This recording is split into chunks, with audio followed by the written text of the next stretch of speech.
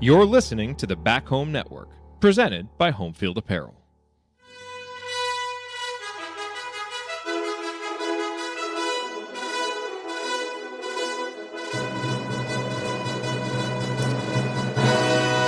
And welcome, Hoosier fans, to this week's edition of Assembly Call Radio, where each week we discuss the most important topics in the world of Indiana basketball. This is our 324th edition of Assembly Call Radio and our 1005th episode overall of the Assembly Call, recorded on the evening of January 25th, 2024. I am your host, Jared Morris. And let's begin this edition of the Assembly Call how we begin every edition of the Assembly Call, and that is with our Hoosier Proud banner moment. And Indiana is the national champion. When it comes down, Indiana will be champion. Smart takes the shot. The Hoosiers have won the national championship.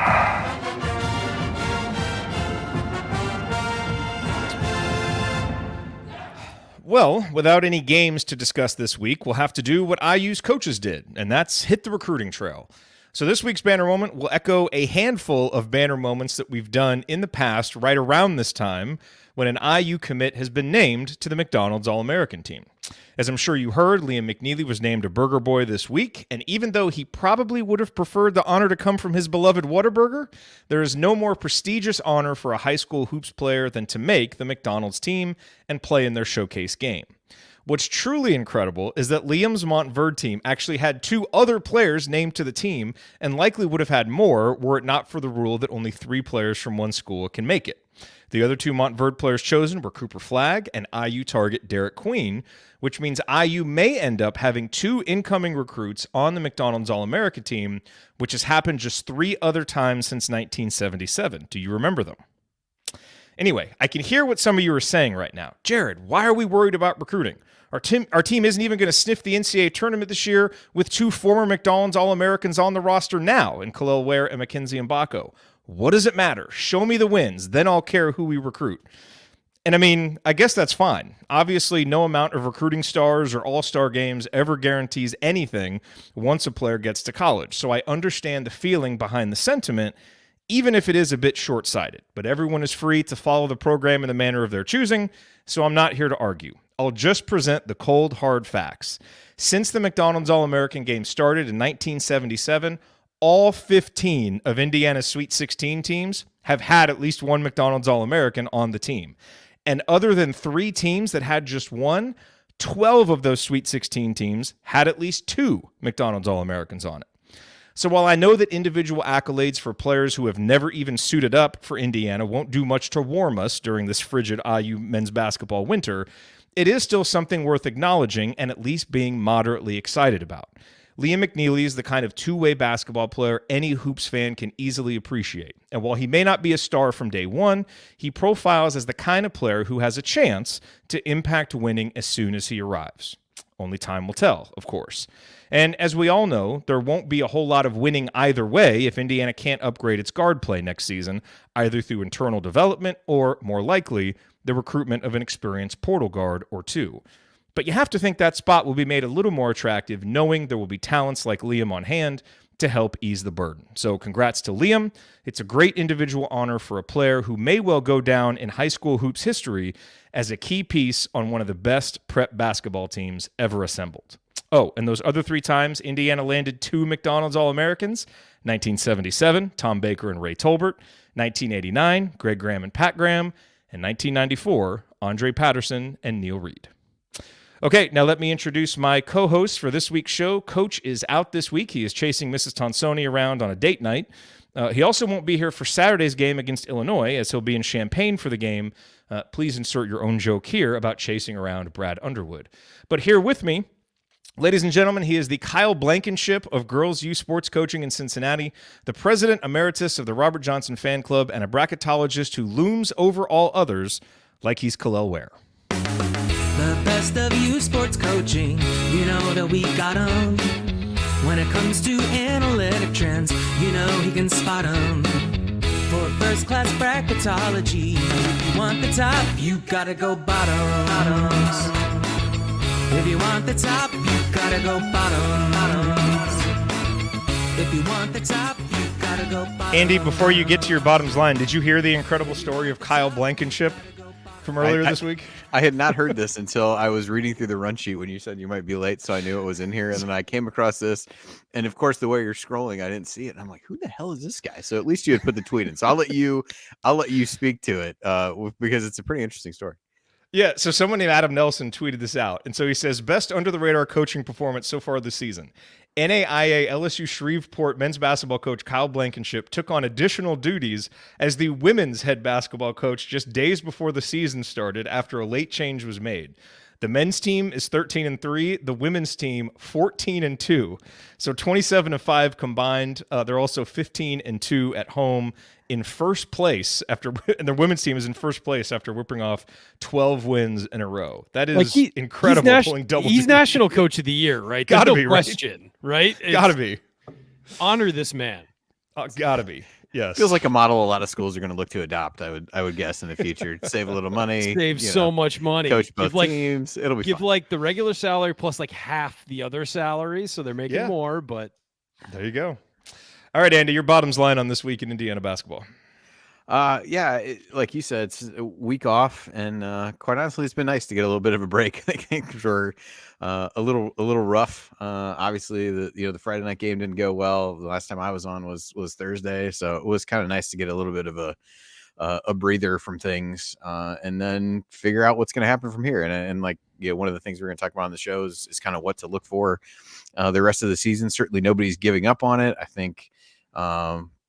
Good for a team that's struggling to have some practice time to really work on things, at least based on some of Woodson's comments today. Seems like they've been some tough practices trying to get things back on track. And so we'll see what that looks like on Saturday against Illinois. But as much as anything, getting excited for, a week from tomorrow as we record this, we'll all be together. So that'll be fun, and really looking forward to the meetup and everything there. So that's coming up, and certainly gives us something to look forward to, even if the games might feel a little bleak or things like that. There still are things to look forward to and watch over the course of the season, some of which we'll talk about. And like I said, a big one for me is next weekend. Absolutely. All right. Also here with us, he is a senior writer for The Big Lead, a shot doctor without any patience, and a man who probably could have offered Jim Harbaugh some useful counsel before the former Michigan coach decided to sign up to work for the Spanos family in L.A. Analyzing players, finding every wrinkle. He hasn't ever hosted, never lifted a finger. He's got all the well, let me answers. quickly add just one thing about this. Dude just interrupted his own jingle. Also, I have to report for those listening on the podcast, a lot of controversy in the live chat about Ryan changing his hat. The normal TBL hat not being worn. Is that fan-sided, if I have my logos correct? Okay. Little company synergy. They're our sister site. But no, nice. I have them all on a rack, and I didn't even look. I just grabbed one and put it on. It's the fan side. So go read fan sided and The Big Lead, please. More towards The Big Lead, but don't ignore fan side. I felt like the Big Lead hat was getting a little like kind of dirty looking. Oh, so it is, it's, especially since I upgraded the camera. It looks bad. It looks real bad. So, and those are collector's items. I can't get another one. So they don't make them anymore. Boy, I'll tell you guys, I've slept a lot better this week with no game in between. I don't know about you guys. I think this team was very negatively affecting my personal life. No, we'll talk about what we're going to talk about as far as, stories from the week.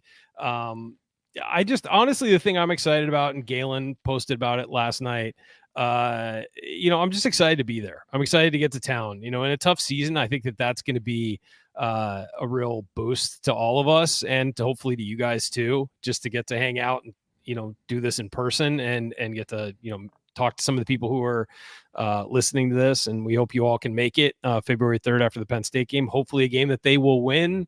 But I really do think that when things are sagging like this and when there's struggles, and again, India has plenty of time to turn this around. I think we've been very clear on that. We're down on where they're at right now.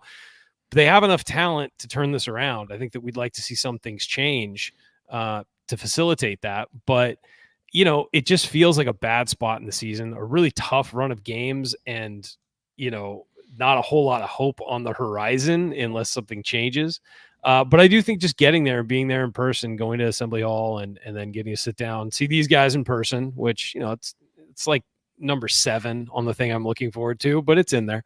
But get to sit down in person with people and talk Indiana basketball and immerse ourselves in the community that is built up around this program. I think that's the thing I look forward to every year the most, and I'm excited for that. So I've been thinking about that a lot this week because I haven't had to think about the team. And so please, we've said it before, but we'll say it again. Please come out on February 3rd to Upstairs and come see us. Bloomington always brings it. You can always count on Bloomington. That is for sure. That is for sure. Okay, here's what we have in store for you this week. Segment 1, we've got a few Hoosier headlines to go through, which will include a preview of the IU-Illinois game on Saturday. Then in segment 2, we're going to spend some time talking about what to watch for down the stretch this season.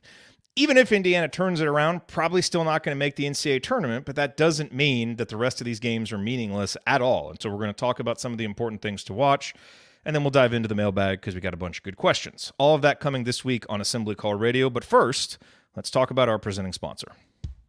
Home field apparel, wear one for the team. Yes, this edition of Assembly Call Radio, like all shows on the Back Home Network, presented by our friends at Home Field Apparel, where they have the largest collection of vintage IU apparel that you will find anywhere. And modeling Home Field Apparel this evening is Ryan Phillips, who has on the Bison hoodie, the original Bison hoodie that was really one of their first big bestsellers.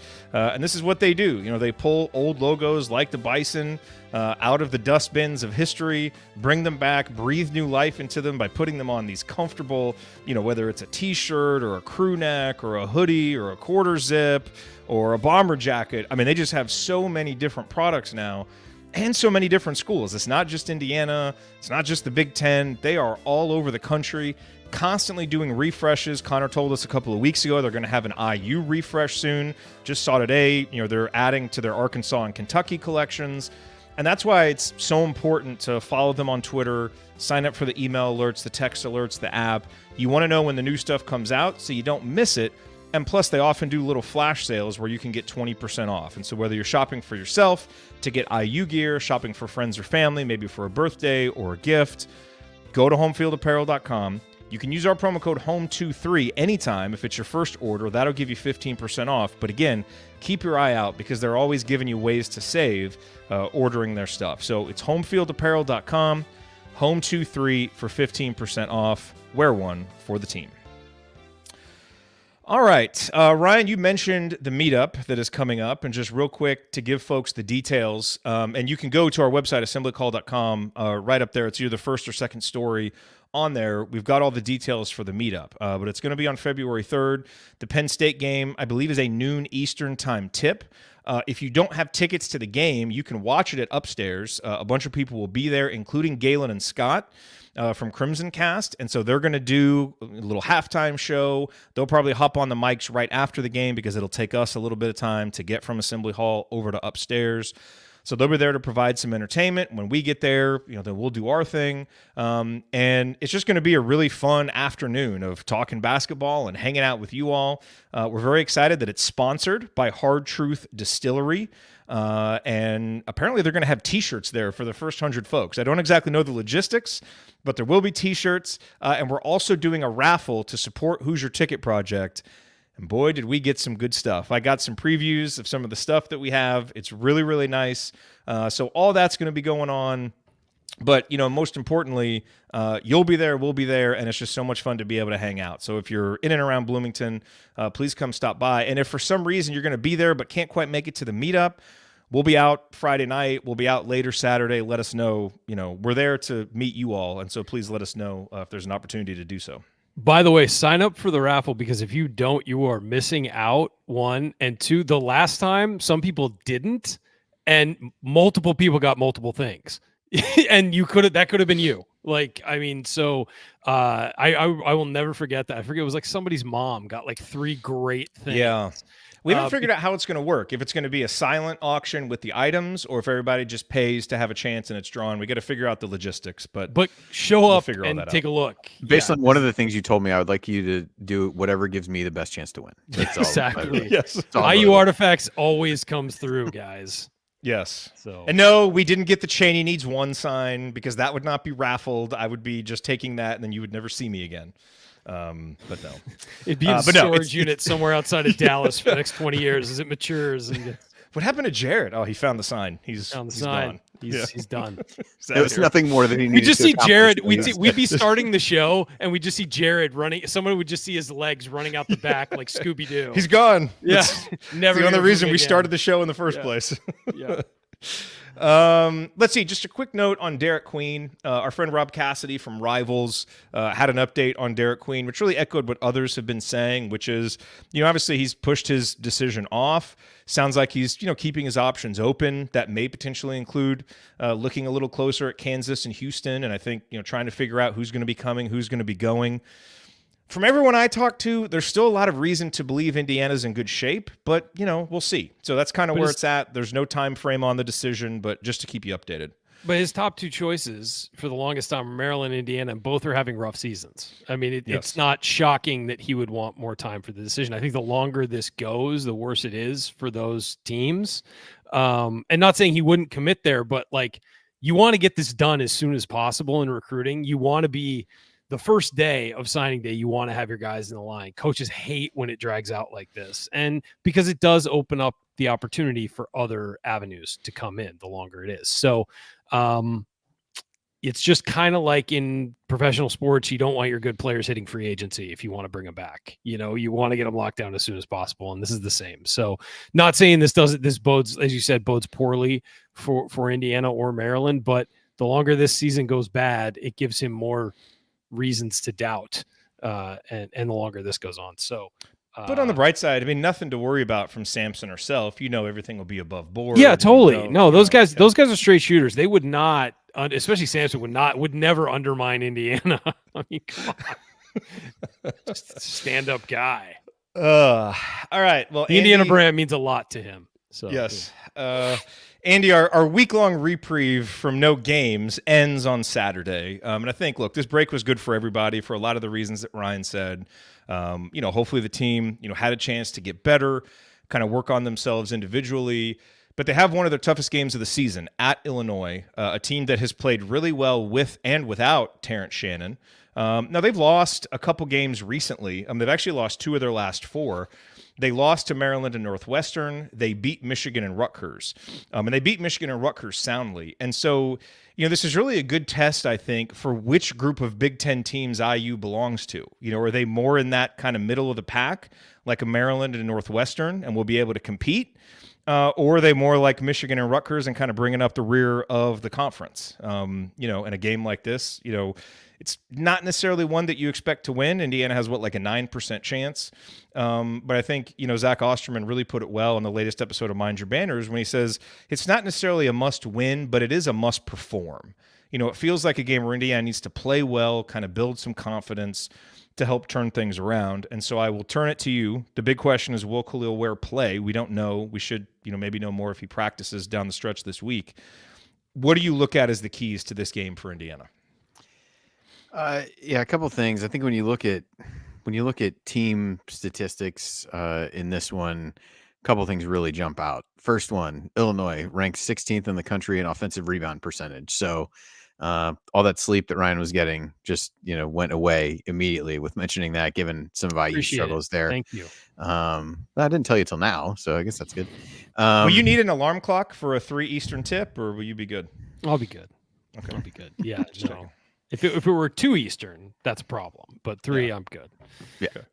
So, offensively in total, Illinois ranks 7th, at least as I'm looking at it right now, in adjusted offensive efficiency. I think that's really where they can hurt you. I'll get to a couple of individual matchups in a minute, but the offensive glass is good. They shoot 2-point range really well.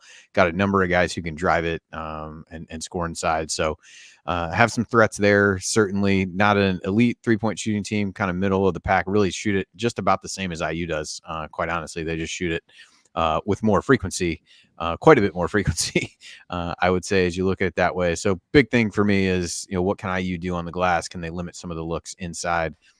And then on the other end, Illinois is 31st in defensive efficiency. They do not put teams on the line. from a defensive free throw rate standpoint. So that's an area that while IU hasn't shot free throws well, we've talked about they've been adept at getting to the line. If you can get them in foul trouble, Illinois really in the last couple of games since Shannon's been back has pretty much played 7 guys.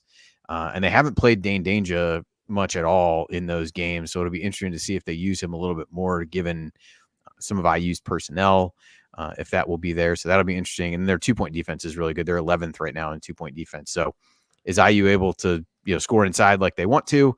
They're able to get to the free throw line. I think those will be some of the bigger team related storylines. Otherwise, the biggest matchup challenges that IU is going to have is just the fact that Illinois has a number of guys who are 6'6" who play in the backcourt. So whether it's Gabe Cupps or Xavier Johnson, there's not a clear matchup for them when Terrence Shannon and Damask are both on the court. If Justin Harmon plays a little bit more, he's only 6'4". Maybe you've got some things that you can do there. But they use Damask a lot like what Penn State did with Jalen Pickett last year, where he backs guys down in the post, tries to play make from there. And that's really what they relied on heavily without Shannon. And even in the game against Northwestern last night, he was really effective at that as well. So IU has to figure out how they deal with those guys. Who do you put Galloway on? You've got to put Mbako on one of those guys, which is going to be a tough cover for him, or you're putting somebody who's really undersized in that position. So how IU defends those two guys is going to be critical, because Galloway is probably a good matchup for either of them, but he cannot guard both of them based on what I know about college basketball and defense. So figuring out how to deal with them. And Coleman Hawkins is a pretty dynamic player as well. I think at least when you look at what IU has inside, they don't want to give a ton of fouls on him. Probably looking to force him to take some outside shots and settle for some outside shots. But he's been playing a ton of minutes at the expense of Danger, who really, like I said, has not played hardly at all in the last couple of games. And Hawkins, I think in the overtime game last night, played 42 minutes. So they're using him a lot. Maybe a good thing that they're not good that Illinois lost, but they do have a somewhat short turnaround to the game. Late last night, playing an overtime game. Travel wasn't a big deal, but turn around and play again Saturday afternoon. Maybe that helps IU a little bit. I think Damask also played 40 plus minutes in that one as well. Why does Indiana have to play teams coming off losses? Like, what? I mean, I noticed that as well. Thought the same thing about. They're good enough. We don't need them angry. Yeah, it's exactly. Yeah. Exactly. So I Ryan, think the silver lining, at least for IU, is like Illinois has lost. They lost at home to Maryland a couple weeks ago, so they're not invincible at home. But like I said, some of the matchups I think are difficult. But at least you can go in and give yourself hey, another team that we've beaten has gone in there and won. So maybe that was without Shannon too, for whatever that matters. Well, that's true too. But so Ryan, here's my question to you. I mean, I think it's very unlikely Indiana's going to win this game. Doesn't mean it's impossible. Yes. What is the minimum that needs to happen for us to have a pleasant post-game show? I just want them to be competitive and not get blown off the floor. I mean, you look at the Wisconsin game. I've had so many people like, well, they only lost by 12 and they were missing where. It's like, watch the game. Like it was a 20-point game. It was more than 20. And Wisconsin just went, all right, we're up 20 at home. Let's kind of cruise. Indiana's done that too against teams. You get up big and it's hard to keep college kids focused and, keep the hammer down. You get up big, you want to showboat and dunk and you stop playing defense. You're trying to do, run outs and things like that. It happens. But they got run off the floor at Rutgers. They got bludgeoned by Rutgers. They got run off the floor by Nebraska. Like, I don't want to see that anymore. I want this team to play hard. I don't care how they start. I don't care how they play in the middle. I don't care how they play at the beginning of the second half. I don't care how they finish. I want the game to be competitive. That's it. Illinois has a lot of talent, but so does Indiana. And that talent needs to start showing up on the court during games. That's what I want to see. I want to see a coach with a strategy to attack this team specifically, not a strategy that he uses every single game to varying degrees, no matter who he's playing. I want to see something designed to beat Illinois. You had a week to prepare. How are you going to attack Illinois? Not how are you going to run your offense like you always do.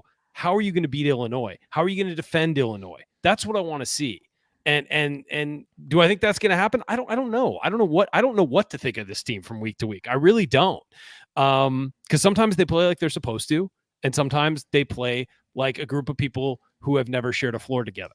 And so I don't want to see that this week. I know they're on the road. I know it's a tough game. I know it's probably a loss. They're not expected to win. I just want to see them play like they think they have a chance and like they got a lot of pride in the result. That's what I want to see. And on the road this year, we have not seen that. Yeah, well said. That game, 3:00 Eastern tip on Saturday. We will have a post-game show immediately following it. I'll be there. You'll be there, Ryan.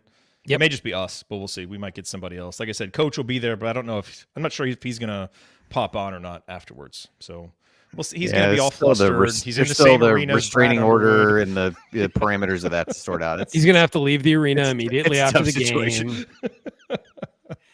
He's got to sit in the hallway for the press conference so he can listen, but he can't really. Yeah, it'll be weird, but it's fine. It'll be strange. All right.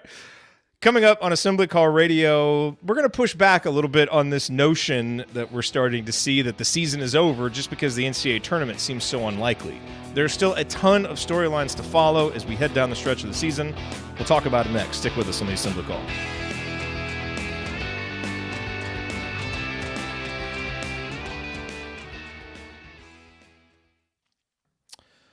All right. Hello to all of the live folks who are here in the chat mob. Great to see you all. Good to see you too, Ryan and Andy, as always. Yeah. Feels like we haven't talked in forever, and it's only been like 4 days. I know. That's a long time during the season, though. And it is. It really is. There's another one of these long breaks coming up later, too. I heard somebody say that on one of the podcasts that I was listening to. I'm so week to week during the season. Like, if you ask me what's happening in 2 weeks, I have no idea. It's just, I mean, I think it's part of it's because of NFL with my day job. Super Bowl is happening in 2 weeks. So. Yeah, and I mean, I'm not familiar with what sport is that. Yeah. No, don't worry about it. If you haven't gotten into it now, it's not worth it. Good. Rules are complicated. Just no, but it is kind of like all my body focuses on NFL for work, and then I get off work and I'm like, oh shit, Indiana. Like, it's like, but I do love that every year Indiana, I'm knocking on wood, helps us out by having a home game on a Saturday the week between the championship games and the Super Bowl, so I can go. Yeah, that always ends up being the best time. Yes. I was telling a friend about this though. It's like, I think we've done this like 6 or 7 times now. We've done like a meetup even without the regular show. And I was like, I think 5 of them have been the worst weather weekend Indiana has had of the year. Yeah. In 5 of those. And I think this year looks clear so far. Yeah, it looks nice. It looks really nice. Don't jinx it. I know. I remember one time it was a really nice weekend. It was 2020, right before the pandemic. It was a really nice weekend. And the day we were leaving, it snowed like a foot and we got stuck because we had the later flight. It was great. Yep. All right. Let's hop into segment 2. Here we go.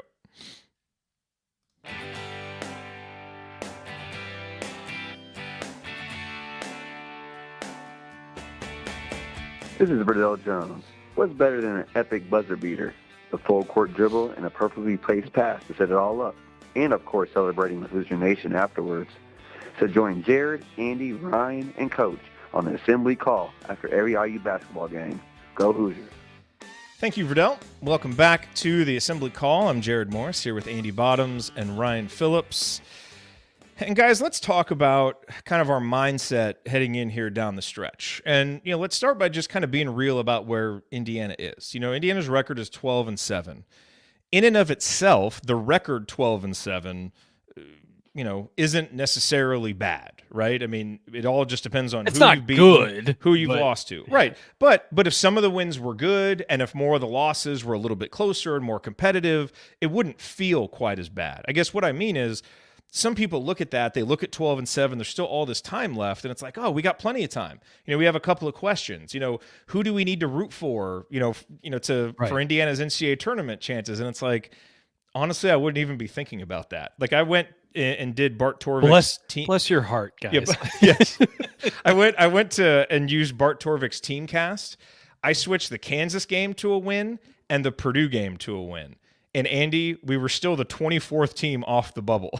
Now, I don't know if that would actually be in reality what it would be, But that is a bit of a sign for just kind of where things are. Again, I think if both those were wins, we'd be a little bit better.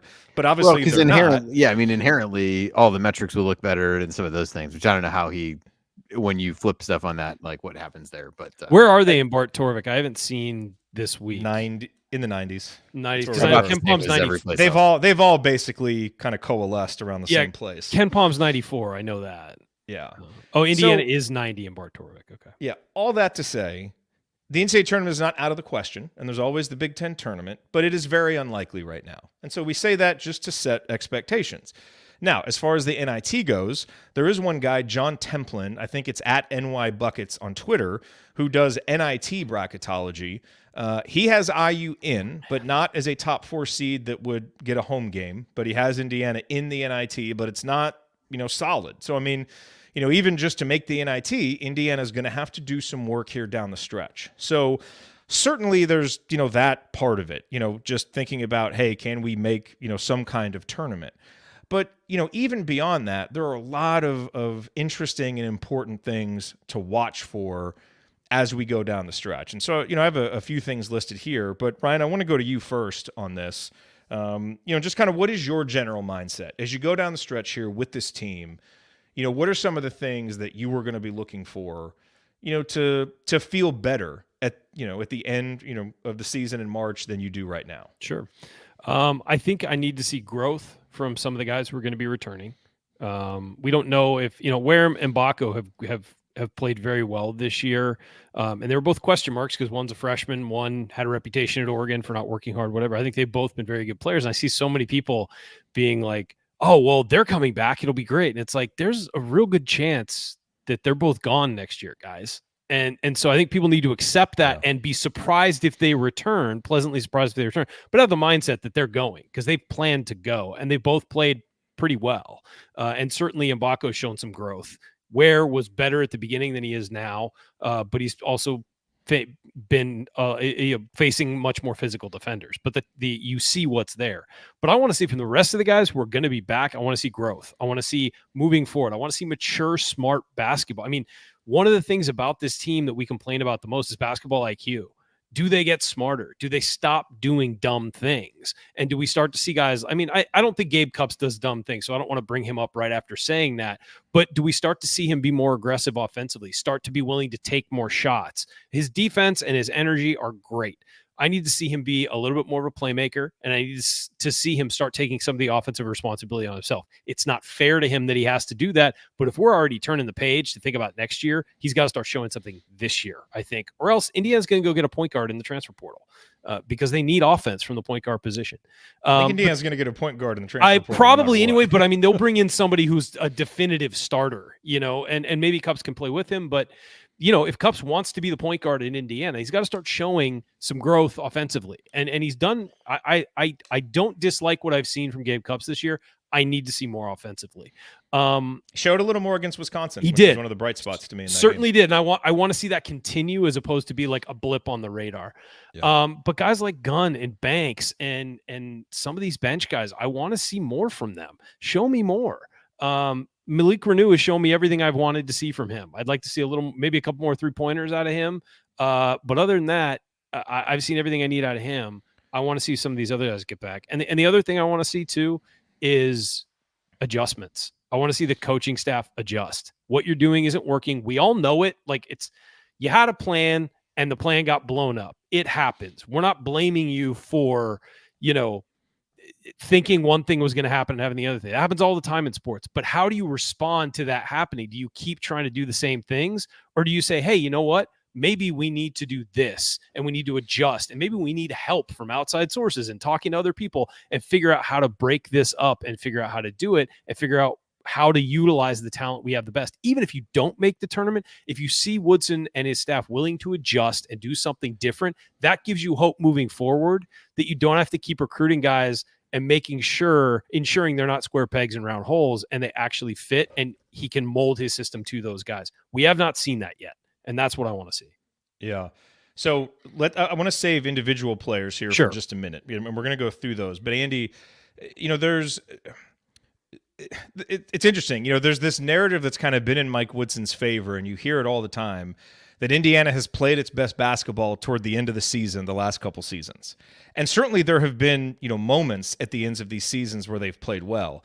But it's really interesting when you look at it. In 2022, his first season, Indiana was 2-7 in February and March before making that Big Ten tournament run. They actually dropped from 24th to 48th in KenPom over that 9-game stretch at the end of the season.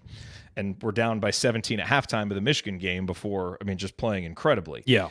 In 2023, Indiana went 3-3 in their last 6 games, dropping from 19th to 31st in KenPom. You'll remember, yes, there was the win over Purdue, but there was the horrible loss to Iowa, the close win over Michigan.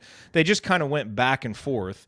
Then they, lost, kind of flaccidly against Penn State in the Big Ten tournament. So they were okay, but not great. And so that narrative, there's some truth to it. But when you actually look at the numbers, the team on a per possession basis has in a lot of ways played worse as they've gone down the stretch. And so, to me, one thing that I'm really looking for here, surely they've bottomed out by now, we hope. And so can this actually be a season where Indiana really does turn it around? And here, as we go through the last few weeks, actually play better toward the end of the season? Because it's not something that over a long scale of weeks Indiana has shown. They've just kind of had some important pockets of good play at the right times over the last couple of years. What does that look like this year? Yeah, it'll be interesting because I think one of the things you could look at, certainly for last year, probably fair even the year before, the amount of minutes that guys had played, Trace in particular, over the course of the season, and particularly down the stretch when it was critical for them to try to win games, was a lot. And it was a lot by necessity, but at some point, are people just going to break down? I think there's elements of what he's done this year. We can criticize some of the line changes and those kinds of things that may have mitigated a little bit of that from a minute perspective. Now you had a game the other night where Renew had to play the whole game because Ware wasn't there. And at least you maybe in your back of your head, it's, well, we got a week off. He'll get time to rest then. So I think that could be a contributing factor to some of what you saw. But yeah, last season, they kind of forgotten, just in looking back at it now, just alternated wins and losses quite a bit as they went down the stretch. A couple of the losses were by big margins on the road. If you think about, the one was at home against Iowa, lost handily to Michigan State on the road during that stretch. Mm-hmm. And most of the wins were close. Down the stretch. So I think that kind of hurts your metrics a little bit. You're not, winning by as much. So I think for this team, it'll be interesting. It was the thing that we said over and over at the beginning of the season. What is this team going to look like in February and March? And even though they're probably not going to be as good as what everybody hoped they would be in February and March, you still want to be able to see that growth and be able to see guys competing on a more consistent basis, not just in spurts at the beginning of a half, at the beginning of a game. Does that level itself out a little bit as you get guys just giving more consistent effort, executing more consistently, some of the basketball IQ stuff that Ryan talked about?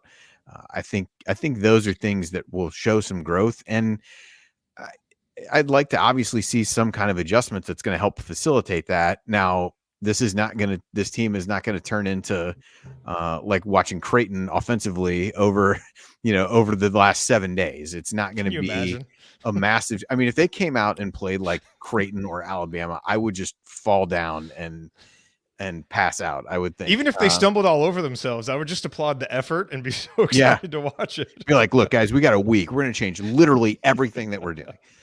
So I don't think that's a fair expectation, no. But I would like to see some tweaks, at least, of things that can make incremental improvements to what we've seen. And to be fair to Coach Woodson, he has done that in the past. I mean, you remember the first season. I mean, he let Xavier Johnson and Trace Jackson Davis run wild with the pick and roll like he hadn't before. And that really helped, to kind of get things turned around there late. So he has done some of that. He's already started to adjust some of the substitution patterns and lineup stuff, maybe not to everyone's liking, but, he does seem like a coach, Ryan, who, really kind of has a set way that he wants to run like the first 5-6 weeks with the same lineups and do everything the same way. And then it's like, okay, I've learned my team a little bit. Let me tweak a little here, tweak a little there. I'm with you. There's obviously a lot more that I'd like to see, and there are just certain systemic issues that we just kind of have to get used to, because it's not so much low basketball IQ as it is doing what the coach wants. To some degree, unfortunately, yes. those two things coincide at times, it seems. But yeah, I don't. I mean, don't look for a sea change. I mean, they're not like you guys said, they're not going to completely change the way they play over the next few weeks. They're just not. And this is going to be a very post heavy, look to the post first offense, all that. But maybe you can start doing a little more pick and roll, but switch it to a pick and pop with a guy like Ware Renew who can shoot out there. We don't see we see pick and roll, but not heavily like you do with Trace Jackson Davis at all. It's mostly a straight post up. And it might be that he doesn't think Renew, and I mean, Trace was really good on the floor with his movement and with his cutting and all of that stuff. Maybe he just thinks he doesn't trust Ware and Renew to do that because they're younger. I don't know. And I don't know why at this point. Why aren't you trying everything?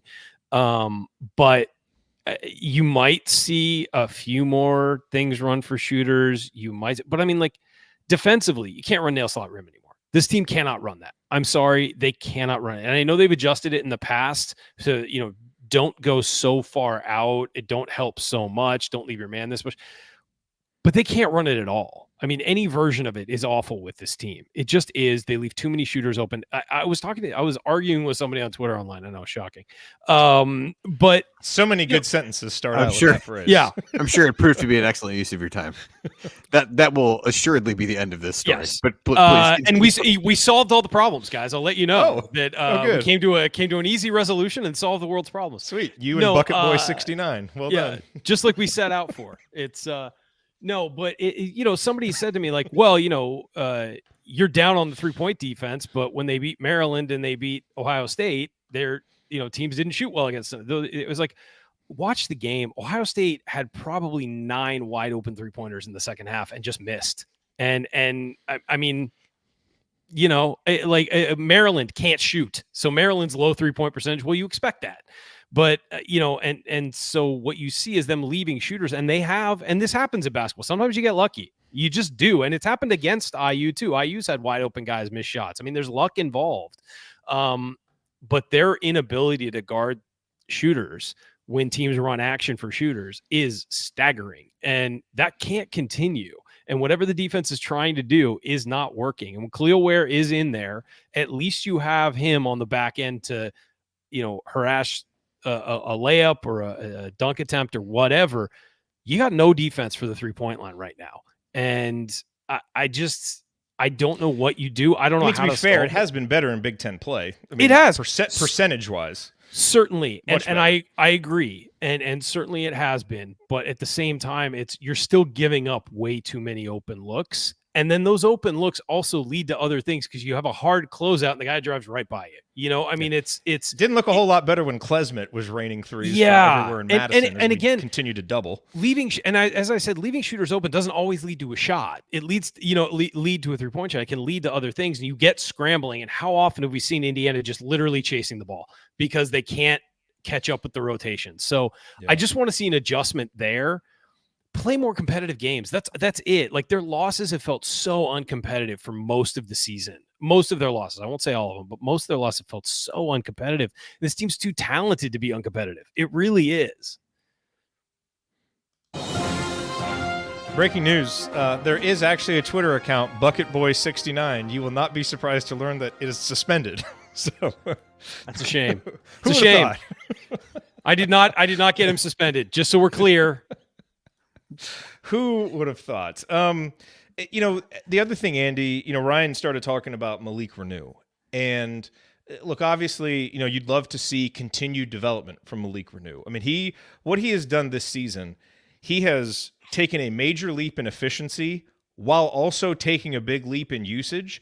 Guys who do that as sophomores at this usage level, 25, 26, 27, whatever it is, those are the types of players that become stars if they stay around college basketball.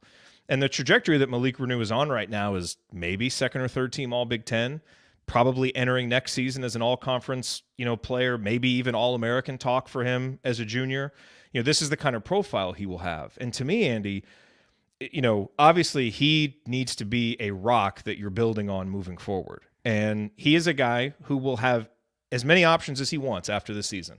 If he's not enjoying his time at Indiana, if he doesn't feel like he can win here, he could go somewhere and play next year and possibly find himself in a better situation. And so to me, one of the huge reasons to win and play better and show forward momentum and progress is not just so, portal lead guard and portal 2 guard find Indiana attractive, but it's also, and look, I have no inclination at all that Malik Renew isn't just overjoyed with his time in Bloomington, right? But a player with those kinds of options, we know what this era of college basketball is. And so I think what happens between now and then could go a long way towards kind of defining how he feels about Indiana moving forward. And so I think that in addition to his personal development, just, what does it look like? Is there a foundation here, especially with guys like Cups and Galloway that we know for sure will be here? What kind of foundation can they lay here down the stretch? Because it's turning into his program. And so how he feels about that program at the end of the year is going to be one of the most important things that can happen. Yeah, I mean, really from a leadership standpoint, I think you guys mentioned this on the show after the Wisconsin game. Like, he really has been this team's leader and its anchor when he's been in there. And so you look, it's kind of remarkable to sit here and look back at these last handful of games, Purdue game notwithstanding, where he only ended up with 8 points. But if you start back at the North Alabama game, I mean, his points have gone 25, 34, 14, 23, 13, 16, 8 against Purdue, and then 28. Like, just really, really consistent. And he's been in double figures all the other games as well, save for one when he got in some foul trouble against Morehead State. So I think you're right. He's obviously taken a huge step from a usage standpoint. What I talked about with Trace and how the team just felt worn down at times in some of these other seasons. I think the weight of, particularly a couple years ago, we talked a lot about the travel, getting out to play St. Mary's, but I think in general, just the burden that was on them down the stretch of that season to be able to get there really took its toll on them physically. So Malik has taken that big step up. He's played well enough to stay out of foul trouble to log that many minutes. And so now it's, can he finish strong, continue to build on what he's done and the versatility that he's shown, and be really a pillar for what this team could be next year, because that's ultimately the question that you're looking at. And you're kind of framing everything, at least from my perspective, you're kind of framing most things through the remainder of the season around who's back next year and what growth did they show down the stretch that give you an idea of what role they can play, what role the coaching staff can reasonably expect them to play as you go forward. Yeah, no, that's a great point. As we start looking at individual players, and Andy, you kind of alluded to this there's kind of some different groups of them, right? So you've got your departing seniors, guys we know are gone, Xavier Johnson and Anthony Walker. I've appreciated what Anthony Walker has brought to the roster, but there's not really, anything about his development that matters for the future. In fact, you could start to argue, at what point do you start giving his minutes to Caleb Banks because it's important for future development? That is something I would probably like to see moving forward. Xavier Johnson, he is not part of the future, but I do think he's such an important and essential part of the present that, investing in his, I don't even know what you call it, rehabilitation this season as a player is really important, because Indiana's not going to win games and play a lot better without him playing better. And I think as you're looking to, hey, how do we make this attractive to an experienced portal guard next season? Well, if Mike Woodson can take Xavier Johnson with the obvious story they're going to be able to tell about, hey, this is a young man who had problems at Pittsburgh. He had some problems here, but, we helped him navigate it in 2022. He got hurt in 2023, and in 2024, things seem bad, but we helped him get through it and push through and have a good end of the season.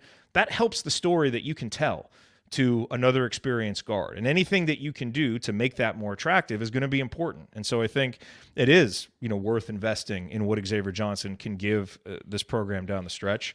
With Khalil, who is most likely gone, and Mackenzie Mbako, who is probably gone, I guess would be fair to say, even though it seems like there's keeps playing better. A slightly higher chance he would stay than Ware, but still, same thing for those guys. If they are going to go, how much can they build up their draft stock, and how well can they play? How much can they improve? These are all stories the coaching staff is going to want for their back pocket.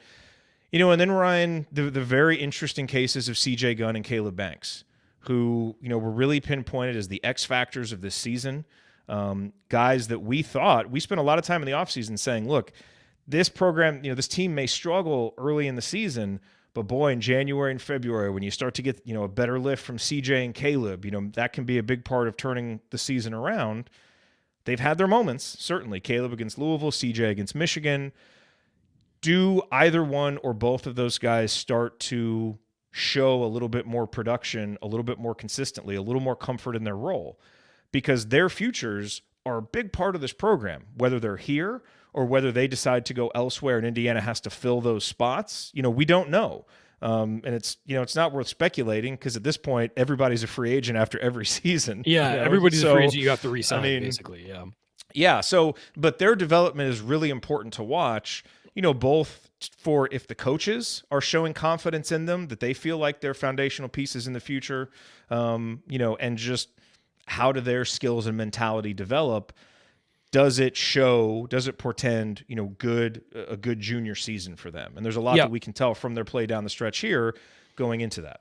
What I'll say about those two for the rest of the season, every Indiana fan should be rooting as hard as they can that those guys become meaningful contributors, because as of now, Indiana could have as many as 6 open roster spots next season. And we have 1 recruit. We could even have more than that, couldn't we? What'd you say? Oh, it could be. I'm saying like somebody did it kind of logically and was like, it's probably about. Oh, that's right. 6. But I forgot about Ja'Kai. Yeah. And so it could be about 6 open spots. It could be more, certainly. It could be less. But it's roughly your game planning about 6 open spots. 1 recruit is signed for next year. So Indiana is going to have to work its ass off in the transfer portal. If you lose Gunn and Banks, makes life even harder. You love to have both those guys looking like real contributors heading into their junior year and not somebody you have to replace and improve on necessarily. So that's one thing Indiana fans should be like, give those guys minutes. If we're not going to win games, give those guys minutes. Let them get, go, even if there's growing pains. Treat it like a minor league game, like minor league baseball. Just put them out there and see if they develop. I mean, because you need to know. And next year could be, who knows? If you can't land the guys you need to land heading into next year, do I have confidence that they can get some good players? I do. But it's going to be a full reset on a lot of levels and on a lot of positions. And you would love to not have to do it as much as that and or even more than you already do have to.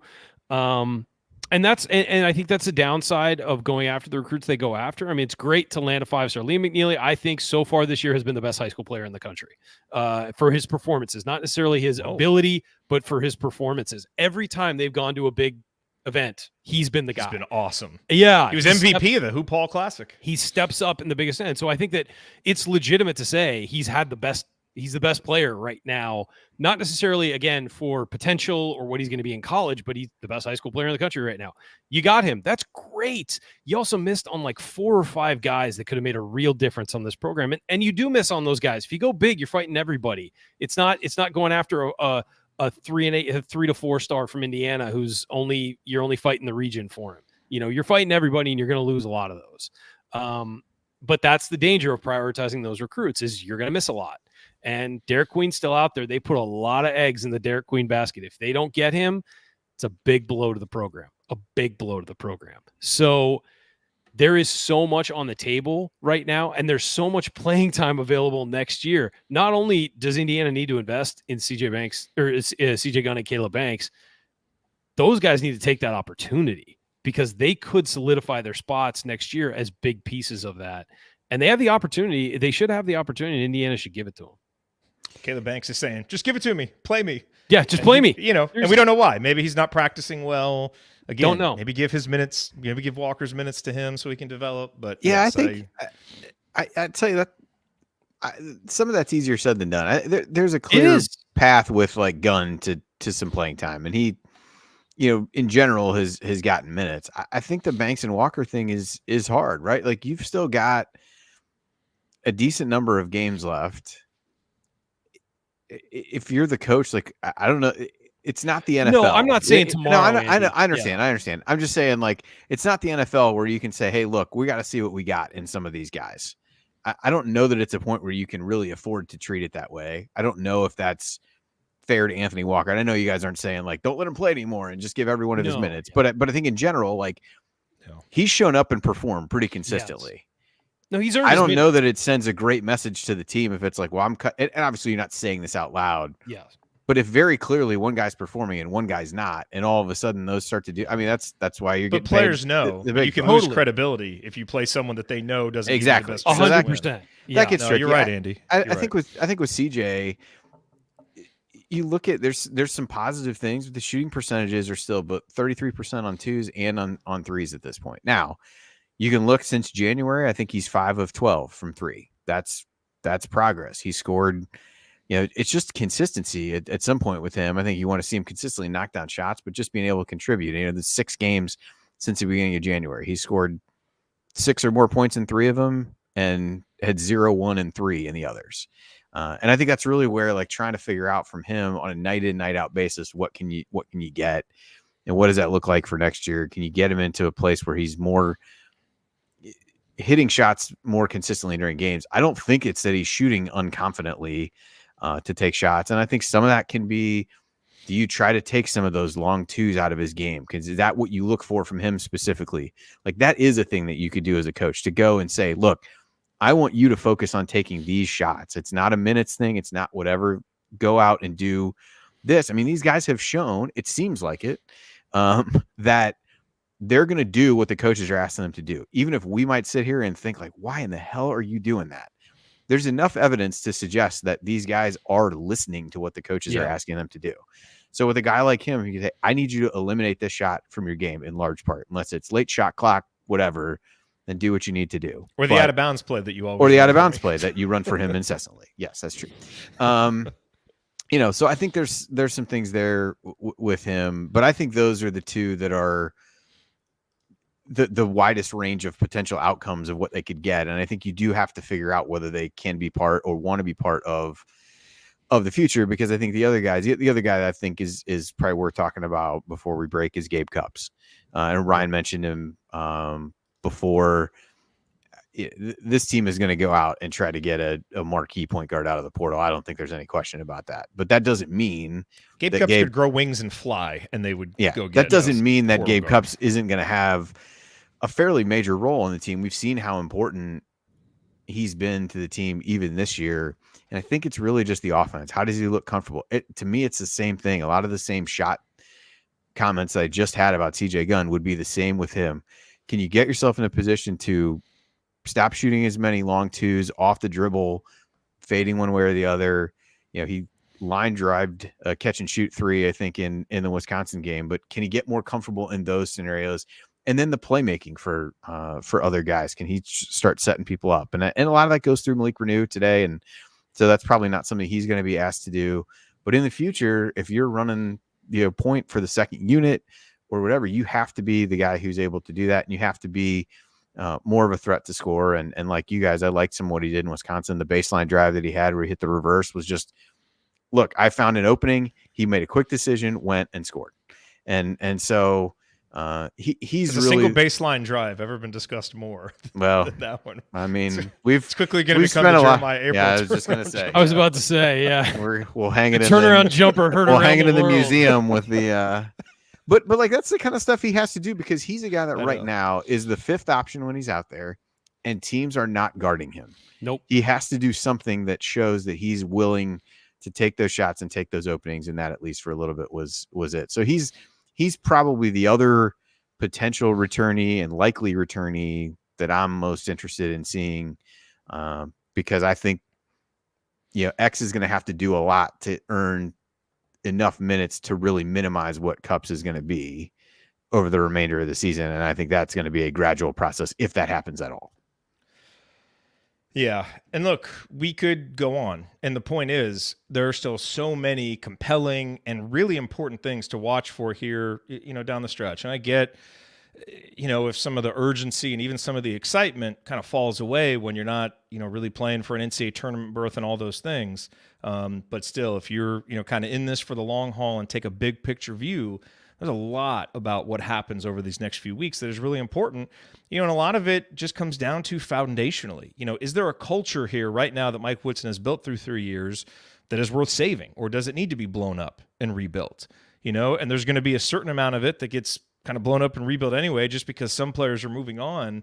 But these guys that we think and hope are going to be rocks for the future, Malik Renew, Gabe Cupps, guys like that, hopefully CJ Gunn and Caleb Banks, what do they look like? How do they improve? What kind of pride do they take in their performances on a game-to-game basis, even if they're not fighting for an NCAA tournament spot?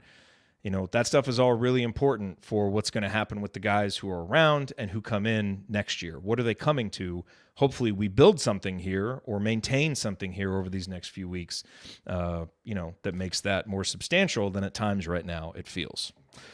All right, coming up on Assembly Call Radio, it is mailbag time. We got a bunch of good questions on a number of topics, and so we will answer those next here on the Assembly Call.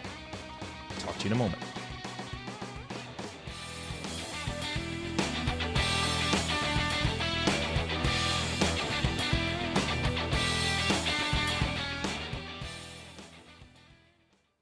Jeremiah April was real. That little turnaround jump shot he had. You had a cold, or else it's just our audio was bad. I certainly didn't have a good microphone back then. Oh, the funniest is when we were replaying the first show, the audio quality. Oh my God. How did podcasters survive back then? Oh my God. Well, to be fair, we weren't even on microphones. Yeah. No, we were calling on in from phones. On phones, yeah. Yeah. I know, it was terrible.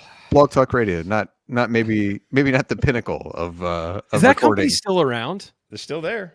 Yeah. Still there because I couldn't believe when you sent the thing about like the link to the first show. I mean, I would never have guessed that site was still in existence. It is still there. I had to sign up for the premium so I can download the audio. There's still there's 30 episodes on there that I don't have in my archive that I have to go download. Nice. To make sure I have. Is it like the first 30 literally, or is it? No, it's something like that. It's the first season and then some of the second season. Did we only did post-game shows? We never did non-post-game shows that first year, right? Yeah, only post game, and we didn't quite make every one. I don't know Like that there we were did ones that every we one would either. skip No, we because didn't. We couldn't do it. Didn't.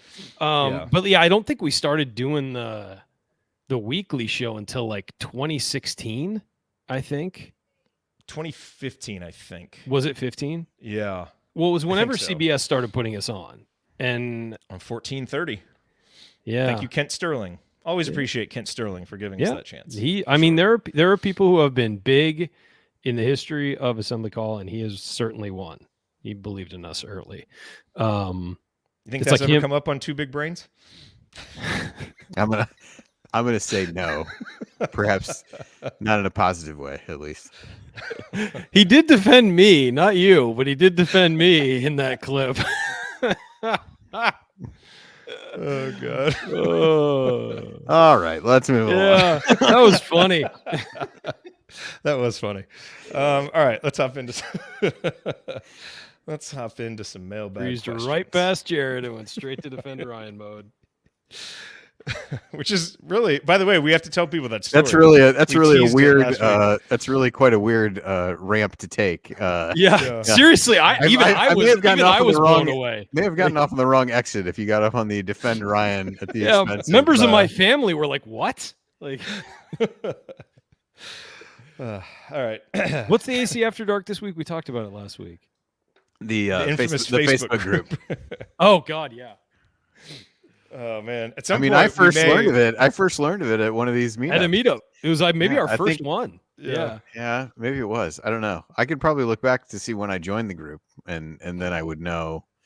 It's when it still happened. there. But I think, yeah, I feel like Gabe let me know about that one. After one of the upcoming post-game shows or next week's Assembly Call Radio, we probably need to retell the story of Coach Tom Sony from which is easily one of the top 3 meetup moments of all time. Yes. Coach Tom. Yes. All right. Let's get to it. Here we go.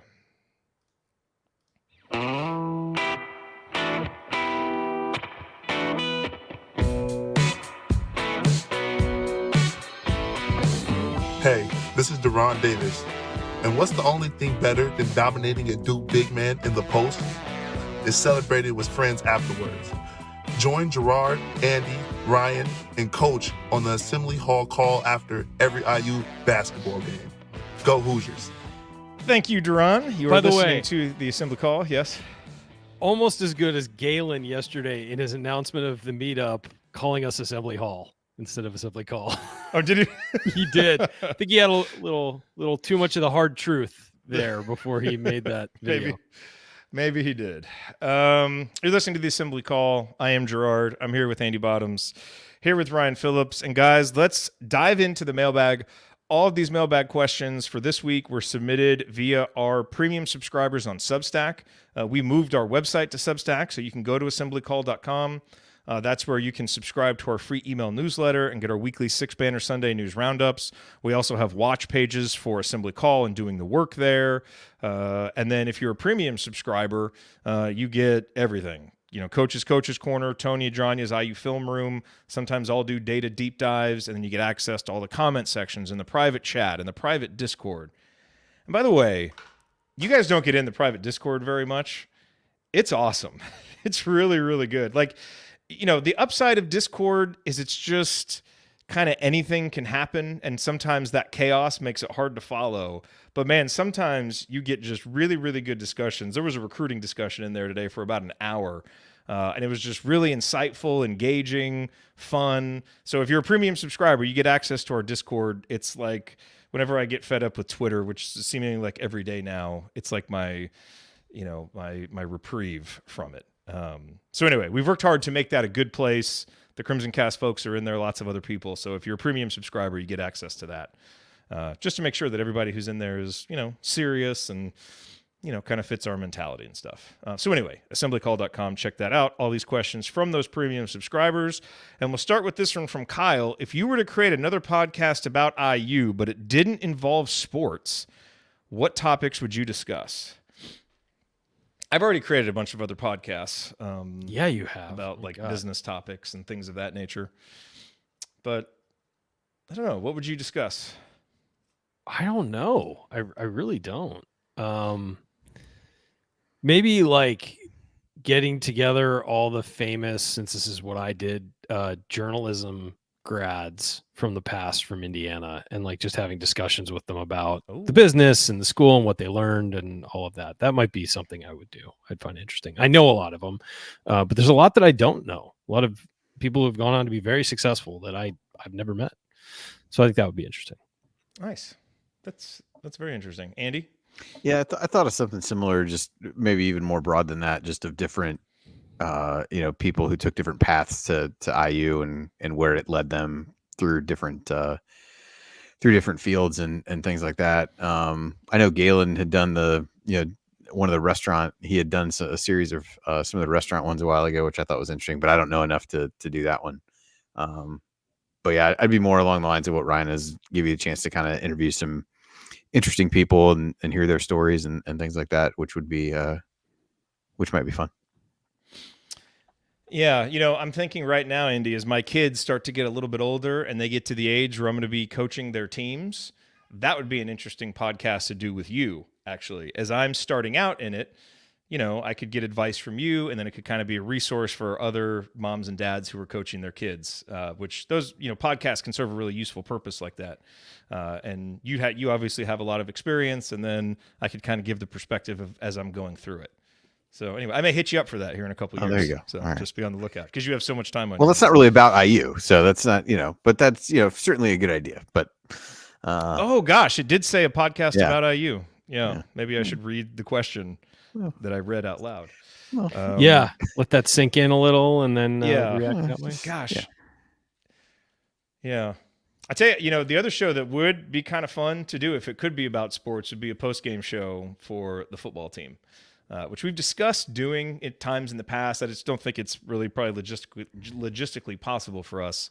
But very excited about the Kurt Cignetti era and everything that's going on there. So that would certainly be fun to do. Actually having a spring game this year. What a concept. I know. Finally. That's going to be pretty sweet. Did you see the schedule? It's Thursday night. Yeah, it's the Thursday before of like Little Five weekend. Yeah. Yeah, women's race Friday and then the men's race Saturday. Oof. That's great. That's going to be a very drunk weekend in Bloomington. Yes. Not that that's anything different, but, you know. Okay, from Jim. Did the staff not try to address the backcourt and shooting issues in the portal, or did they just miss on guys that they were targeting? And Ryan, this answer is pretty clearly they missed on guys They did. that they were targeting. I It's not that don't- they didn't understand. Part of the issue was, though, once X got his waiver, that's the guy that they were going to ride with, and everything kind of cascaded from there. They did not go get another ball handler, though, and I don't think they really went hard after another ball handler. They looked for wins. No, that part. I mean, they trusted X and that Cups could basically. handle it. Yeah. And honestly, it wasn't a real attractive spot for another guy. And so That's who fair. I mean, exactly were you gonna I've heard get? people say like, "Oh, X and Galloway scared people away." Good players are not scared away by inconsistent guards. Like, I mean, they would have found a way to play somebody, but they just didn't target that as an area of need, and that's fine. If you're expecting the best out of X, I had questions about who X would be because he's been so up and down. A lot of people trusted him. One of them is on this panel, and that's fine. I don't even rip Jared for that because X has shown at times that he can be an all big. Just make subtle comments like this and Right. just let it sink in on its own. But Jared's been called out publicly about that on Twitter and things like that. And it's like, you know what? That wasn't an insane call. It really wasn't, because we've seen him be really good. My worry is inconsistent players rarely find consistency when they're older, and if a guy's an inconsistent freshman year, he can become a consistent player. But so I get why they didn't target a guard. They missed on some scoring wings that, in my opinion, they should have gone harder after and should have, done whatever they could to get. A guy like Dalton Connect is exactly what they're missing. But they never had a chance at him. I know he they was didn't. going to I know they Tennessee. didn't. But people a guy always like bring that one up. Like that know. wasn't that one didn't even get past like. And I'm not saying, oh, they missed on him. But like somebody like that is what they needed. Yes. I would have even been, at the time I'll say I was wrong on this idea, is that because I came out against it, but Caleb Love would be a perfect fit for this team because he's a guy who can take a shot. He's what you think X could have been, which is the guy who literally has no conscience and will go get a shot. He's a shot maker. One of the main things this team doesn't have is a guy who will just go get a shot and make it. And even inefficient. I haven't watched. He would have been helpful. I haven't watched as much of him this year, but he did have a liking to some long twos when he was at North Carolina too. So I mean, but don't tell me that he wouldn't fit in. But that's true. But no, I think true. that they missed on some wings. They needed wing scoring. I think they got Mbako and felt comfortable, and I didn't think that was enough. They could have used a 2-guard and have Galloway be the 6th man. Even if Galloway's your starter, but the other guy plays a lot more. I mean, I just think that we did question at the time leaving the scholarship open, and it was clearly in hindsight a very bad idea to leave that scholarship open. Yeah, and I think if you look at how everything played out, I'm trying to remember the timing of certain things. Like Ware committed pretty early in the offseason, I feel like, in the early part of the portal, right? Didn't Ware, he was one of the first ones he was like the first one to commit. I don't even know, he might have even been before Mbako. But there's an element of, once you had those 3 guys, probably hard to get. If you're committing in your head, this is my starting front court. I know there was lots of questions about, can Mbako play the 3? Is he better suited for whatever? I mean, I don't think you take that guy unless you're saying, hey, you're going to play a ton, which is what we said at the time. You have Ware, who you had to expect a lot from, and you knew that Renew was going to be there. So you really put yourself in a difficult position to be an attractive landing spot for any kind of top wing. At that point, you really had to hone in on any kind of 2-guard, maybe a combo guard in the event that, things wouldn't have worked with X. I think it just got difficult to what they needed was like a narrow, you couldn't cast a wide net. You kind of needed a certain type of player that may or may not have really existed in the portal at that time. And I think probably hard to sell the top guy on a vision of playing time. I know what you said Ryan, is true, that you're not intimidated by that, but you probably weren't getting one of the top guys at that point in the process when you had that figured out. And so now you need somebody who like kind of has to be a 2-guard. So again, I'm not excuse making, but I think if you go back through the process and the timeline of different things, you can see how it ended up, how it did. They probably had faith in CJ Gunn and, thought, well, maybe if we don't get somebody, he'll be fine. Hindsight is 2020, and probably would have taken a lower, maybe a lower level guy that could have even been a reserve that would have fit there. I don't even remember all the names that were out there, but it seemed like they tended to get in with the top guys more than maybe ones who might have been a better fit or would have been more willing to accept a role similar to like an Anthony Walker did, right? Like nobody had, and I think he's outperformed what anybody's expectations have been, but it was very clear to him. He knew what he was signing up for from a playing time standpoint and was comfortable with that. And his work to probably make it more than what he thought it might be at the beginning. I don't think they went after a lot of guards who you'd have said the same thing about. I think they tended to go after some of the bigger names that were out there that would have expected, hey, I'm going to come in, I'm going to start, I'm going to get a lot of playing time, but it had to be a 2-guard based on how the rest of the roster was constructed. And there's no sure things, even in the portal. Nick Timberlake is a guy everybody wanted, and he can't get off the bench at Kansas. He might at somewhere else, part of the risk. And that's the thing is he might be being very successful somewhere else. He just went to a loaded team, which I didn't understand. Yeah.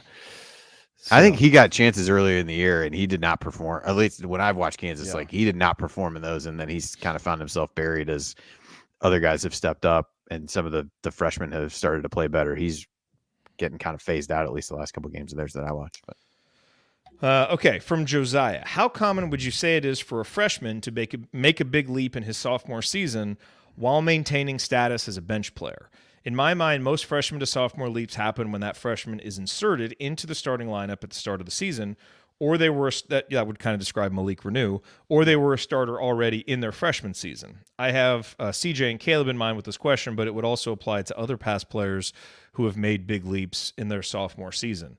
Usually, if a guy is good enough to kind of make that sophomore leap, they're inserted in the starting lineup at the beginning of their sophomore season because they were probably a really valuable reserve as a freshman, developed, kind of stepped into a spot. Malik Renew is really a classic case. Most of the time, if you're still on the bench as a sophomore, now, unless the roster is just super loaded, you probably have some development. If CJ or Caleb really had, kind of taken a sophomore leap, well, CJ might be a starter at this point, or Caleb, might be in the rotation. Now, it's not, you think back to a guy like Will Sheehy, he was a bench player who doubled his production from freshman to sophomore while staying on the bench.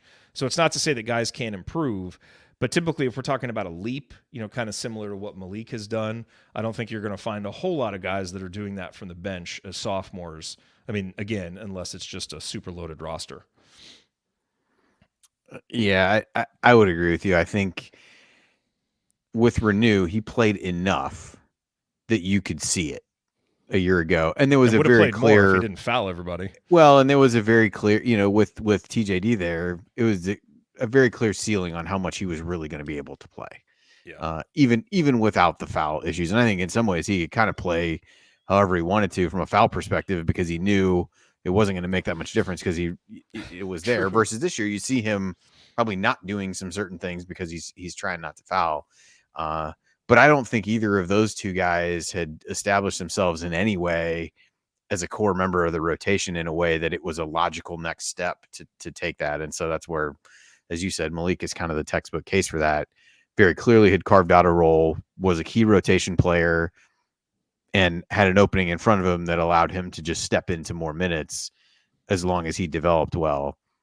The other guys didn't really have either one of those scenarios because there really didn't end up being a true opening, nor had they really established themselves on it with any consistency in the prior year. So I think you saw a little bit of the same thing with Tamar Bates, right? When he was going from freshman to sophomore, kind of same thing. He hadn't really carved out that niche and role that was already there. So it wasn't clear that the logical next step is for you to take, to move here. So anyway, that's my general sense.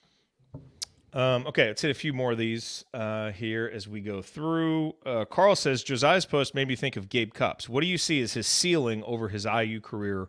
Sophomore jump, junior and senior. I love his toughness. Yeah.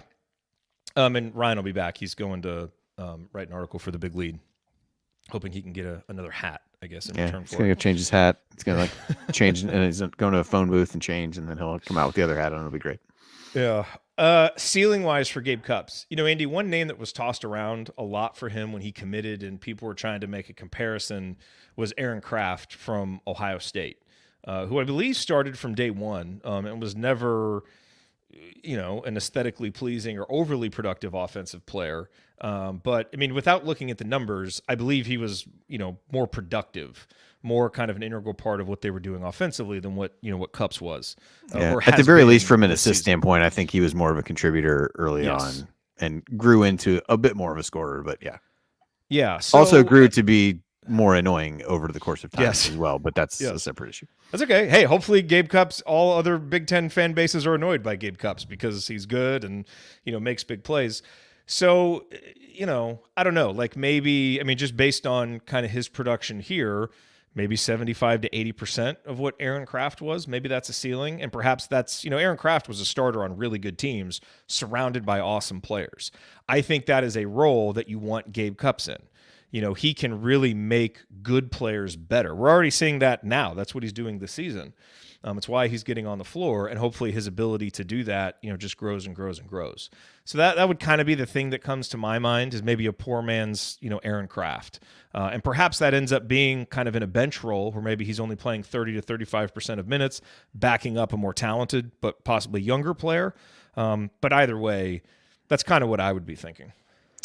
Yeah, I think it ties back a little bit to what we were talking about before in terms of what to watch for over the rest of the season and kind of what from him you're looking for specifically.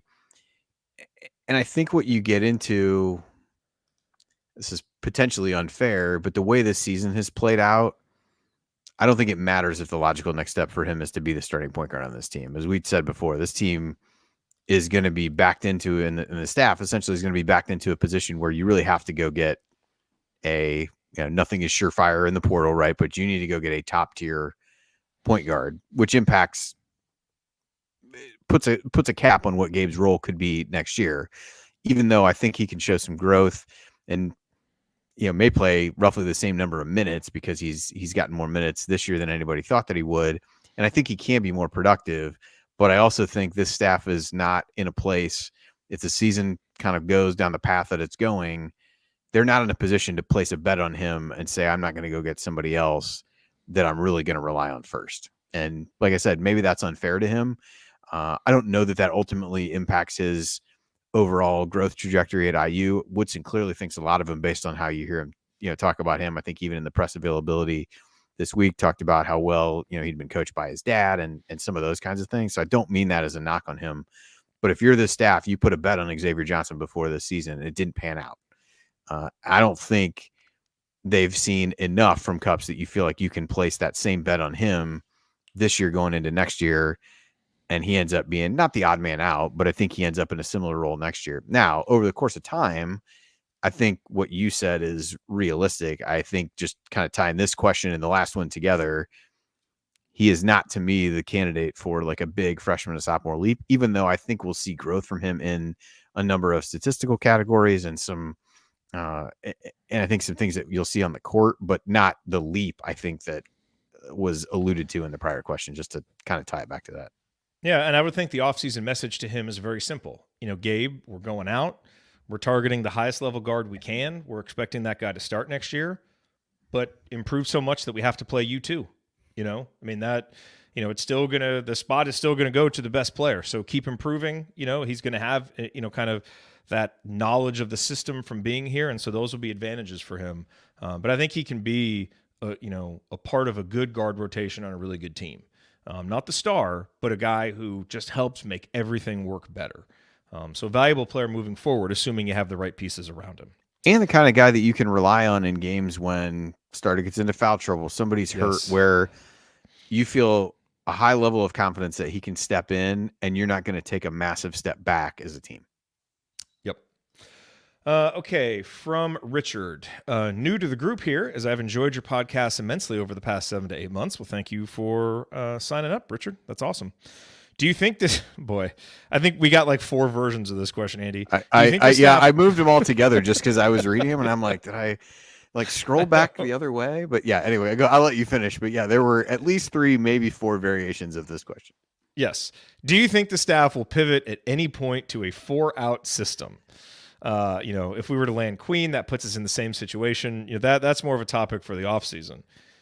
In the immediate time, I mean, Andy, if it was going to happen, having Khalil Ware out against Wisconsin, where it would have made a lot more sense to play that way, that would have been your time to do it. Now, again, as I've said, if you want to make an argument to me that you're going to start Peyton Sparks just so Malik is in his normal kind of comfortable role, maybe it reduces the chance of foul trouble, maybe you feel like you need the rebounding and don't want to get off to a bad start, I wouldn't do it, but I'll listen to that. But then to basically not take that opportunity, and hey, all credit to Peyton Sparks because he plays hard. It's not that he didn't earn his minutes, but I would have liked to see more of that because it seems like when we do, guys like Anthony Walker and Caleb Banks get unlocked a little bit because of their driving. Malik has more space to operate. Shot fakes can actually turn into drives instead of pull-ups because there's room to drive to the basket, and so X, has more room to operate. So there's a lot about what plagues this offense that I think could be alleviated by that. The obvious counter is, well, our most efficient lineups are all Khalil and Malik playing together. And that is true, and this team's good at it. So I wouldn't say do it all the time by any means. But even when they're on the court together, you could space things a little bit more and get some of that look. So I am fully in favor of it. I think the fact that we didn't see it much against Wisconsin, really shows what Woodson's preference is at a minimum with this group of players, but we now have 3 years of evidence. So I'd love to see it, but at this point, I'm not holding my breath. Yeah, I think that one of the things you said toward the end of that is what resonated with me the most, which is you could do that right now with Ware and Renew. We've talked about this before and the way that they're positioning them in some of the high-low settings and trying to position each one where they're most comfortable. Both guys have shown enough ability to hit threes this year that defenses cannot just ignore them where they are. I think they've also shown some ability, cutting with Renew being able to find Ware for lobs and different things like that. So I don't think there's anything standing in the way from them doing it now. And I don't think next year, even if you assume Derek Queen, let's assume Derek Queen picks IU, Renew is back. Renew's shown enough outside that you can do that. Queen is a good passer. You can put him in different positions to do that. To me, what's standing in front of them from doing it is philosophical more than personnel driven at this point. Yep. Now, with a lineup like you talked about with starting Sparks, yeah, you're bringing some of those issues on yourself. But again, I would even argue with that. If he's the one in, you can play Malik, outside. Certainly has had trouble over dribbling and getting into the lane and some of those kinds of things this year, but he's also done some solid things playmaking from out there. So yeah, I to me, this could be done now and hasn't been. So I will not talk myself into something changing. Yeah, that's kind of where I'm at, but I'll be hopeful that something does. Okay, so this was a really interesting question. This is from James. He says, with college ball being much like minor league professional ball, could the Hoosiers work out a deal with the Lakers such that instead of Hood-Schifino playing in the G League, he comes back to IU? And then he says, bring back Isaiah to play out his last 2 years of eligibility. Guard problem solved. Yeah, Isaiah now might improve the guard situation.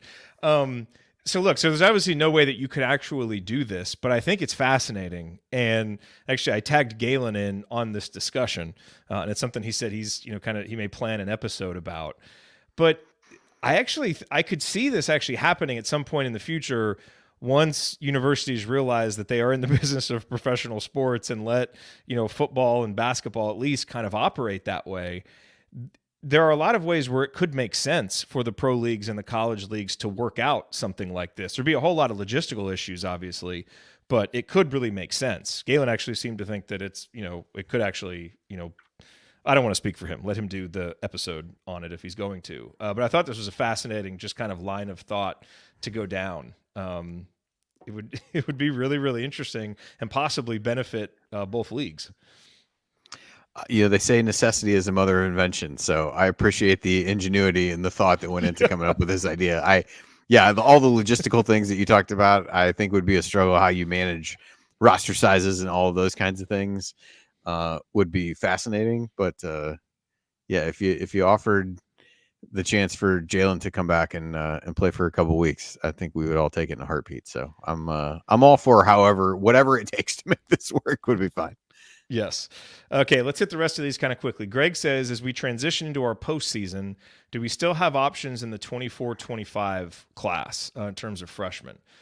Woody was out on the recruiting trail this week. Daquan Davis is one name that has come up. I saw a 24/7 listed him as one of the top 10 point guards in the class. This is actually what our Discord discussion about was today, and there's a lot of competing thoughts on this. Should Woody offer a scholarship to Davis no matter what, even if he has questions about his size and how that fits? Because the scholarship obviously hasn't been offered yet, but because he's a sweet spot recruit, or would that make the spot less attractive to a portal guard if you've got this freshman? So there's a lot of different layers here. Ultimately, it's going to come down to whether Mike Woodson believes in Daquan Davis as a guy that he wants to develop and play in his system. And we'll see. That's one name. Others will probably come up. As Ryan said, if you've got 4, 5, 6 slots to fill, you're going to be looking in the portal. There could be more movement from coach, when coaches get fired and players decommit. So it's just something to keep your eye on. Daquan Davis is the main name now, but as of yet, at least as far as we know, Indiana hasn't offered a scholarship. And then in terms of the portal, that'll all happen after the season. When do we expect players to announce that they're portal bound? Some guys will probably do it right away because they've kind of been thinking about it and planning on it. And other guys may take a little while, but usually within the first few weeks, you kind of have some of that. Most of that is kind of sussed out. And then you might have a guy leave later because, of a change to their roster. And so sometimes those dominoes can fall, but usually it happens relatively soon after. Any thoughts on that, Andy? No, I just saw you in the chat. No, not really. I think the portal, the only thing I'd add is the portal piece. Some of it is, you could argue there's benefit either way. The sooner you get out there, I'm sure everybody's going to say, well, they're making contact with everybody anyway, but at least to kind of know for yourself what the options are, waiting in some of these cases doesn't really benefit you all that much. I think to your point, there's probably people who have thought about it who will pull the trigger right away, but even people who are on the fence, I think we'll see guys at least say, if they're thinking about it, they'll put their name in so they can start that process out, even though they may come back and leave themselves that window to do that. But I don't think there's a downside, or I don't think there's really an upside to waiting to put your name in too much longer, because the only so many seats to be had at some point, and depending upon where you want to try to end up. Yep. Okay, so Richard asked, what players do you think will leave at the end of the season? We've always, kind of not wanted to speculate on this. I still think, it's not really a topic worth getting into too much. But it's a little bit more relevant because, as we said, everybody's a free agent. So it's not like before where transferring happened less often. Now it's happening all the time. And so I think there's still just certain factors that you look for. Guys who are further away from home are usually more likely to transfer. Guys who haven't really carved out a role by their sophomore year are usually more likely, to transfer. Someone who it doesn't feel like they're kind of being used in a way that optimizes them, they could transfer. And then you just have the general, thing that can happen, especially with guys at a Power 5 school, if they're not having success, who might want to transfer to a school that is winning more so they can experience that. So there's a lot of variables. I think for the most part, you can kind of look down the roster and kind of see, who checks more of those boxes, and those are the guys that are probably more likely to go. But there's still so much to happen between now and then that I don't think it makes a whole lot of sense to go name by name at this point. Agreed. And that's kind of the approach we've taken. So I think everybody can probably speculate on the same handful of players, at least as potentially likely. But yeah, we haven't typically done that, and probably doesn't make sense. There's no use doing it publicly. So nope. Okay.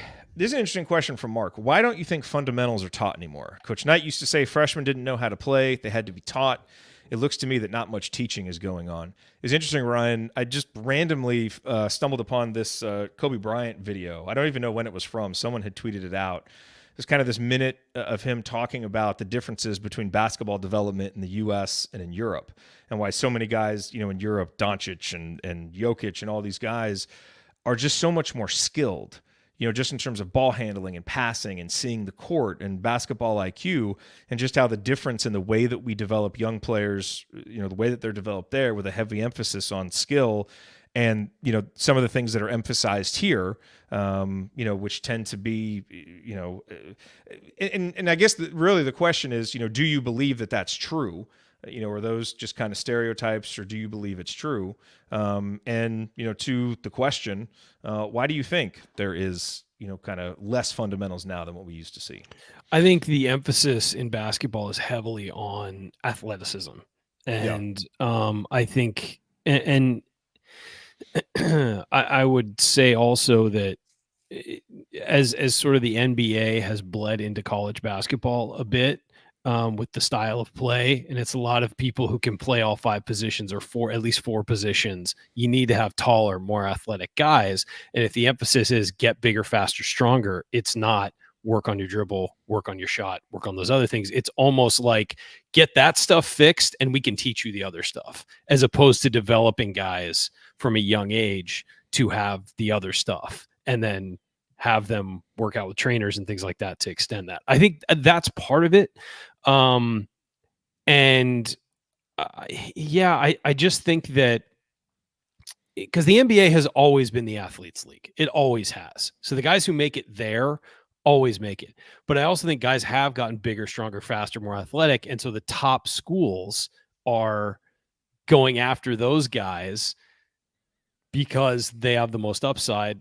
And I think if you produce NBA players, it helps your recruiting. Good recruiting leads to championship success. And so I think it kind of is a beast that's feeding itself. I do think more fundamentals need to be taught. I also think that the AAU sort of club system feeds into that because it's a showcase. I mean, AAU tournaments are all a showcase. And I hate, this sounds like old guy saying that, but when I was growing up, like, we wanted to win the tournament. We didn't care about stats and things like that. If scouts were there, you wanted to do well, but like the best way to do it was to win the tournament because you played the most games in front of them, Now it feels like, man, lace up those Chuck Taylors and win. Exactly. 4 passes before a shot. I've never owned a pair of Chuck Taylors. I should get one. But it's a different mentality now. It's more about showcase and creating highlights as opposed to playing good basketball. And that's not true. And that's a very steep generalization. So there are some great AAU programs out there who are doing really good things. Please don't email me. But it's more of a showcase league, and the games that get attention are guys dunking and, going, like, trying to pull up 3-pointers and all of that stuff. And their percentage may be low, but they're going to come out with a great high, with a very high, a very good highlight reel. And I just think that's what it's become. And clearly, I don't blame the people for doing that, because clearly the colleges are eating it up, and the top scholarships are going to guys like that. I've said this before. We were talking about Mikey Williams like a couple weeks ago, and I watched him play last year and sat there and just looked at my friend and said, why is this guy being recruited? I don't get it. I went online and watched his highlight tapes. He looked like one of the best players in the nation. He was not. Like, he's a guy who just caught the ball and fired a 3, caught the ball, fired a 3, caught the ball, fired a 3, and looked cool doing it, but he missed about 10 of them, but the thing is, in those highlight packages, he's just going to clip the ones he made. There's no defense. He was just letting guys go. It was all about showcasing his best while playing almost his worst. And that was the starkest example of what that culture is now. Because let's be real, coaches can't fly around the country, see everybody. They narrow it down by watching video, and then they pick those guys and go watch those guys. So I think that has a lot to do with it. I think it has a lot to do with it, is we are an instant gratification culture that is obsessed with little blurbs, quick stuff. And I think coaches are getting into that too. Yeah, this would be one I'd be really curious to get coaches' thoughts on at some point as well. And I think probably Coach Moats and Tony and a number of other the folks I think I'd be interested to hear about. I think from my perspective, I think those things are taught at younger ages, but I think they just get glossed over as you go. And I think as you get into high school seasons, when these guys are just way more athletic than everybody, you can let that stuff slide and it doesn't really impact you. And even some of the AAU stuff, as Ryan was talking about, that's just not an emphasis because it's a little bit more of a showcase scenario where you can let some of that stuff slide, let your athleticism, go through. And everybody that you talk to as they move into college talks about how different the game is. And and some of those things. And I think it's hard to go back to some of those, to fall back on some of those fundamentals that you may have deviated from a little bit over the course of time because you didn't, quote unquote, need to. And I think coaches are also under situations where you're trying to figure out how you balance the time to teach and to work on fundamentals and some of that stuff. And I think in some cases, the fundamental work can often be left to the players and the individual development part of it, because you're trying to do different things as a team. You're trying to install things you want to do offensively or defensively. You've only got so much time. You're watching film, you're doing whatever. I think sometimes that can be left to the players. And I think that same thing can probably hold true even at lower levels in high school and different things like that. But I do think some of that stuff also, dependent upon who it is, gets scrapped in the name of winning. And so you look at, my pet peeve is people who are playing zone in third grade. Like, what are we doing? I'm going to get Coach Adrania fired up. Start talking about that. I did a lot of things that probably were not good when I was coaching. But I never played zone because I thought they needed to understand how to play help defense and how to be in position and how to do those things. And I saw too many other people where it was like, well, I just know to run to this spot and go do whatever. And that's oversimplifying it, I think. But I think those are areas where you're doing that because you think that somebody's not going to be able to figure it out. And in some cases that's true. And that helps you win games, but it doesn't help develop players. And the last thing I would say is, one thing I always struggled with when I was doing this, even with, elementary school kids, was what is the right balance of working on the skill work and fundamental stuff? And what is the balance of that and playing? Because you can go through and do all kinds of drills and then you get into a game and you can't apply it. It doesn't really help you to have some of those fundamental skills. So how do you marry those things together? I probably got a little bit better at that over time, but that was always really hard, right? Like, you can talk about something, but how do you make some of the fundamental drills game-like so that it actually translates, as opposed to, I'm a robot, I'm following these steps and I'm doing what somebody's telling me to do as the fundamental thing. But then the ball's tipped and there's chaos around you and everybody's running around and all that stuff. You just forget it. How do you not just forget about that in the heat of what's going on and trying to do those things? So it's a really good question. And my opinion is not, it is my opinion and probably, maybe a little bit of what is, actually at play. But I think there's probably a lot of different reasons that you could watch a game and feel like those things aren't being taught, but just, hard to pinpoint, one or two things, but those are at least my general thoughts. Yep. Okay, quickly. Okay, so this is it's T. Offerly. I don't know your first name.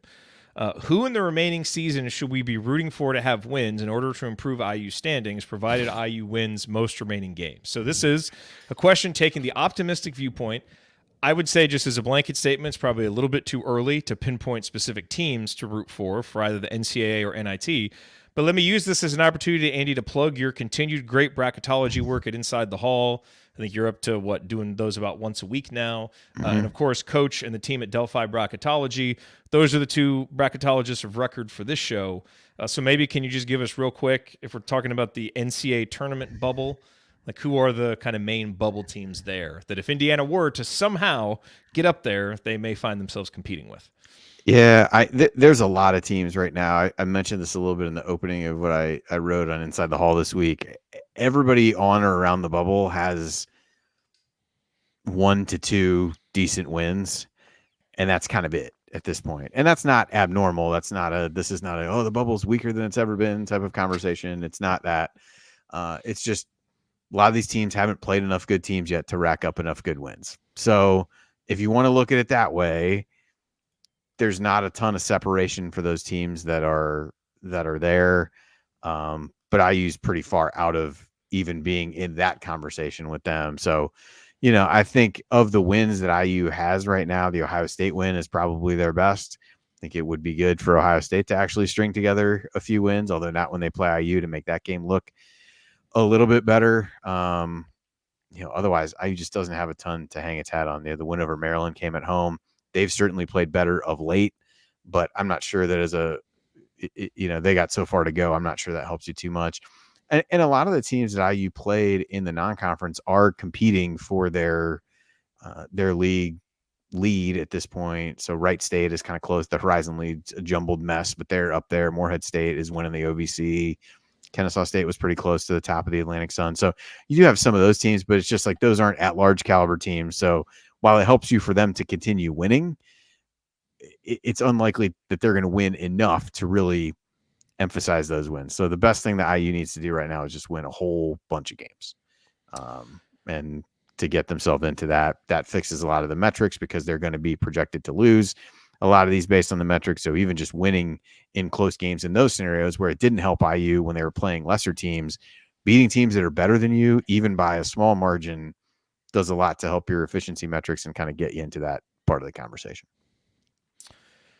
Bill asked a really good question about individual players' offensive and defensive abilities and how that might limit some of the decisions the coaches are making. It's a great question, but that's an entire episode. So I'm going to save that as a potential episode topic as we move forward because it's a really good question. We just don't have time to properly address it here. The last question we'll talk about this evening from T. Offerly again. How do we keep a balance in discussing / complaining about IU's performance and not impacting future recruitments or retainage of IU talent? I very much would like to keep our talent, understanding the pressure of NIL and quote-unquote gotta-go culture. So, Ryan, I'm curious to get your thoughts on this. Oh, of course. How should Indiana – because I kind of have a thought on this, but I'm curious what you – Look, I do think that Indiana's fan base – can be a turnoff at times. I don't think so much to players, but I do know it affects coaches. I think the players, once they're here, it might affect them. I think there's too much good from the fan base, when they're recruits and things like that, for it to be much of an issue. But what I would say is you can criticize the stuff on the court. Don't go after the people, don't get personal with it. You're allowed to criticize play on the court and you're allowed to say, hey, this isn't good enough. I know I get paid to do this and this is this is my show. But if I was talking with friends or on the internet or on Twitter and didn't have this show, I'd say the same thing. Like, this isn't good enough. I'm sorry. It really isn't good enough. You're allowed to do that. And guess what? Recruits see the same things we do. This isn't so. Indiana's struggling season isn't a secret, So yeah, I don't know. I think that when it gets personal is the problem. Yeah, I think one thing that I'm probably going to try and do a little bit more of is keep the emotion out of the more public statements that are easy to find, right? Like tweets. I think for the rest of the season, I'll still be pointing out facts and providing just, analysis. But some of the more emotional stuff, I think, especially if it's negative and frustration, that's better for the private Discord. That's better for even a show, which someone would really have to, kind of invest time to watch the show. It's not as cheap of a time investment as just seeing a tweet. And so I think some of those public things where it's just so easy to fire off an emotional take, I think as fans, if we maybe find a different outlet for that when things are going bad, that can't hurt. And so that's why we have, the private Discord chat, and we have the private Substack chat and the private comment section, so that those can kind of be places where, hey, if it's, there's a little bit of emotion on top of your objective disappointment, maybe keeping the emotion more positive in some of those more public places, I think can probably be a benefit as we go down. So that's one small little adjustment I plan to make. But I otherwise agree with what you said, Ryan. Okay, that's it. I believe that is all the questions that we have. So let's wrap up. That'll do it for us on this week's edition of the Assembly Call. If you want to see us do the show live, you can join us at assemblycall.com on Thursday nights for the live broadcast of our Assembly Call radio recording. As always, thank you to Bob Thompson for producing our music. Thank you to John Ringer of rigdesign.com for designing our logos. And thank you all for listening. We'll be back on Saturday after IU Illinois. Until then. Take it from me, Juwan Morgan. Keep your elbows in, eyes on the rim, and go Hoosiers.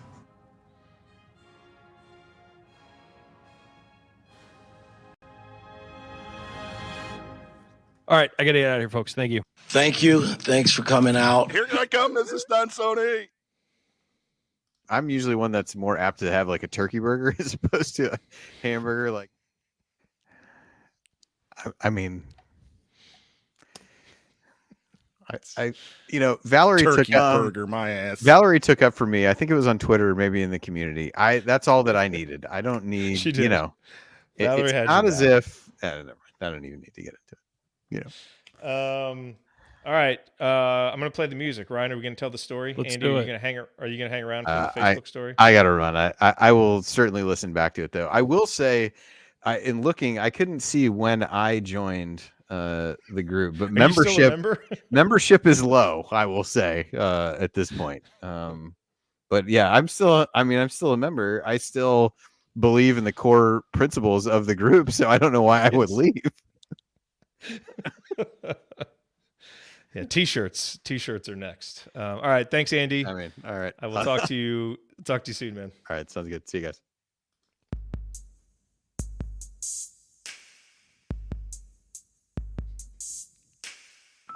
When the show is over, but there's more to be said.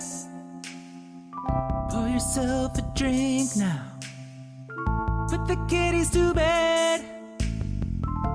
It's time to cut loose. No more censored remarks. So cozy up, chat mob. It's time for AC After Dark. Gotta have a little butthole in you. San Diego chicken shit. Here I come, Coach Mike. I think I kissed a lot of girls. I think I might even kiss a lot of guys. I don't know. These are all rumors. I don't know what's true and what's not. Turn your butt cheeks on. Assembly call co-host arrested. Oh man, Bob Thompson is the man. I enjoy that. I enjoy that every time we get to play it. Okay, Ryan. So let's talk about the infamous Facebook group that you inspired. I did. So, was my senior year. I used to get. I was the IDS basketball columnist, and I don't think people understand how many people used to read the IDS. I mean, oh my gosh, you couldn't find it on campus. Like it was after like 10 o'clock, they were all gone from all the things. The circulation was massive, and I would go that was just a daily part of everybody student life, man. It was everybody, and I didn't like when I got to IU. I didn't understand it because I was a transfer. I'd been at another school, and it was different. It was different. And I remember you could get USA Today, the New York Times, and the IDS. They would be in these big things right next to each other, and they're free on campus. It was a great program. And it was a full newspaper. It was not, a small thing. It's gotten smaller over the years because of online and less advertising and all that stuff. But it was a full paper, and it honestly to this day is the most professional newsroom I've ever been in. It was people took it very seriously. And I was a national sports columnist my junior year for 2 semesters. I gained a little bit of a following there, and people liked it. They would write in saying they liked the column and all that. And so I got I got to do the basketball column my senior year, and I got to follow the basketball team. They got me credentialed, which they'd never had a columnist credentialed before. And you were the first credentialed I was the first at the IDS? columnist. Yeah, the reporters used to the beat writers used to get credentialed, but not the columnists. Okay. Wow. And because they told me, they're like, you're not going to get one. I was like, well, I'll shoot, because I actually bought student tickets because I didn't think I was going to get a credential. And then they said, well, they gave you one. And I was like, awesome. And so, I got to sit right behind the basket. The media seats were much better then than they are now. You were literally right under the basket on the little bit to the right of the basket. Yeah. I didn't have to walk, 50 flights to get to my overhang seat under the balcony. Are you doing media seats for the Penn State game? Yeah, I am. I always write something for the big lead when I'm there. I might as well just knock that out as well. So that was what I told. Did you request a credential, or do I need to do it for you? No, I did it. Okay, cool. Sorry. Yeah. It's already locked. Yeah. Okay. Good. And I'm doing it for big lead, not assembly call. So that year, my senior year, was Mike Davis's last year, and it was a year that started with a lot of promise. You had DJ White and Marco Killingsworth. You had a lot of talent on that team, and DJ got hurt right off the bat. But there were some great games, and early on, it looked like, oh, this team actually has something. And I remember writing in the season preview, and I think my line was, if Mike Davis can't win with his team, he'll have done in, whatever it is, 5 years, what Jerry Yeagley couldn't do in 29. It's turn IU into a soccer school. And it was true. Like, Good line. That Good was line. their year. Like, that was the year they were going to turn around for Mike Davis. And the players, by the way, loved Mike Davis. They would have gone through a wall for him. He just wasn't a great on-court coach and wasn't a great fit at Indiana. But as the season went on, I kept saying, look, they have promised Mike Davis he gets this year, and his players will quit on if they replace him, or if they fire him mid-season and use one of his players will just quit.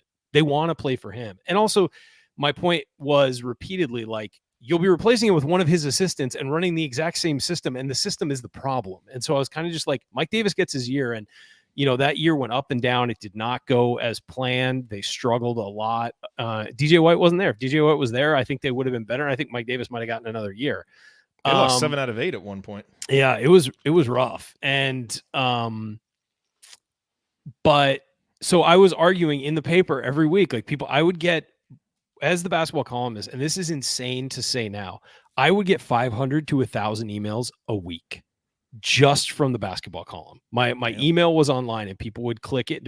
I would hear from people all over the world. IU fans from China, IU fans from all over, like, yelling at me, calling me an idiot. Some people defending me. A lot of the players' parents reached out to me and were like, "Hey, we appreciate you, like, kind of defending these guys, because they're really trying," and all that. And but yeah, a lot of people called me an idiot and told me I was horrible. And I got death threats. I got, like, whatever. Like, it was one of my favorites was I actually got a handwritten letter, and it was from a guy in Kokomo, probably with the last name Tonsoni, maybe. I don't know. No, but it was a guy in Kokomo, and he wrote me this long letter, and in it he was talking about how I'm from California and I'll never be a true Hoosier. You'll never know what being a Hoosier is like, blah, blah, blah.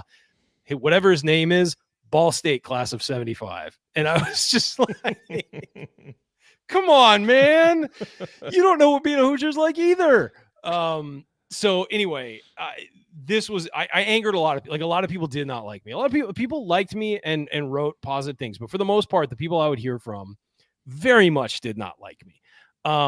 As a side note, one of the games that year, my dad became a huge IU fan. When I was at IU, and he would call me after games and we'd break them down and whatever. But he'd never been to Assembly Hall. And so my senior year, as I said, I got season tickets, but also had a credential. So I had an extra ticket for the Purdue game. And for Christmas that year, I gave him a new IU hat, and inside was a ticket to the Purdue game that actually was a floor seat. And so I had just gotten it in the lottery. And so it's those back benches. And I actually went with him, and I didn't have a seat there. I had a seat with the media, but I sat next to him. We watched the game together, and I had written an article, and I told my dad, I was taking notes, but I told my dad I was going to write about the game. And really I wrote about my dad and, getting to watch the game with him and all that. And people really responded and liked that column. Even the people who hated me wrote me and said, "Oh, that was nice." So that's the backstory to what happened. And you kind of all need to understand that. So the season's going badly at one point. It's very late in the season. And somebody writes me an email. And what they would do is they would write it either directly to me, or they would write it to the letters to the editor section. And there was a section called the Jordan River Forum in the paper. There was 2 pages, and it was all letters to the editor. In my senior year, I think 3 separate times, it was all just emails to me. It would be 2 full pages of people, upset. So this guy had sent it to the opinion section, and whoever was at the opinion section meant to forward it to the sports editor to be like, "Hey, this is, not, we can't run this, but he wound up sending it to everybody at the paper. And the email said, just tore me apart, just absolutely tore me apart. And at one point, it just said, "You're horrible. You're awful. I hate you. I don't even know why I read you. I only read you because, I want to, realize what an asshole you are," and all this stuff. And at one point, he called me a no talent West Coast ass clown, which is just great. That is just an amazing phrase. It's so great. And then I would say the last line of it was, "I've hated every word you've written this year. except for the column about your dad going to a game with you. That was nice, but I still wish he would have worn a condom 24 years ago or whatever it was. And I like, oh my God, he said that, you know, and by the way, everybody at the paper saw this. And the funniest part was people were coming up to me. I read it, you know, and whatever. And you guys know me. Like, I am totally fine with that. I love that kind of stuff. And somebody came up to me, actually, people were like walking on eggshells around me. Like I walked in, I was working, you know, whatever. And people were like not coming up to me. I was kind of like, what's going on? And somebody came up to like, dude, are you okay? Like, that was awful. It was so brutal. I'm like, I think we should hire that guy. Are you kidding me? It was hysterical. And I legitimately thought it was the funniest thing I'd ever read. And I actually do have an amazing sense of humor about yourself. You do not take yourself too seriously. What's very funny is people don't expect that either. Like I realize I can be a ridiculous human being. Come on, guys. And also the things I write and say, I understand not everybody feels that way and are going to have criticism for it. I couldn't do my job if I didn't know that. But I thought it was legitimately the funniest thing I'd ever heard. I sent it to all my friends. I like literally just like, you got to read this. And so my two best friends, Gabe and Jeremy, who some of you have met at the meetups before, Gabe went to IU. He lived in Indianapolis. Jeremy lived in Milwaukee. We all grew up together. I sent it to them and they thought it was the funniest thing they'd ever read. And they created a Facebook group called Ryan Phillips is a no talent West Coast ass clown. And they put as the centerpiece that email and just said that the group was dedicated to the greatest email ever sent. And they just thought it would be a funny thing. And they sent it to our friends, you know, and they thought it would be a funny thing. 20 people would be in it. By like a week and a half in, there were like 7,000 people, members of the group, and they were all just shitting on me. And it was just, and I read it. I just thought it was the funniest thing ever. Like it was hysterical. And the fact that my two best friends had set it up and then they were like, we don't get it. What's going on? And then, yeah, it's, you know, Facebook groups were a thing for a while and then they kind of died out. I think it might have like 10 members now because everybody you had to like actually re-up your spot in the group. And then I remember I was at one of the meetups and we told you guys that story and everybody who was there joined it. And it's a dead group, but and I think that the email is actually down. I don't have an actual copy of it. It is legitimately one of the funniest things. I don't see it on here. I'm looking at the page right now. Yeah, it's legitimately one of the funniest things I've ever read, and I'm sad that I don't have a copy of it. I never thought to keep a copy of it. But yeah, like, I mean, I think the lesson is just you have to have a sense of humor about yourself. You'll go crazy. If I took offense to that, I would have hid in my room for a week. Like, I thought it was hysterical. I used to have people, my picture was in the paper next to my column, and I would have people come up to me at the bars and get angry at me. And, you know, generally in person, I'm a pretty reasonable guy. Like, I have takes when I talk about sports, but I'm a pretty nice guy in person. And people are surprised that there were more than a few people came up to yell at me and wanted to buy me a drink because they're like, well, you actually seem like kind of cool guy. And I'm like, yeah, I'm not bad.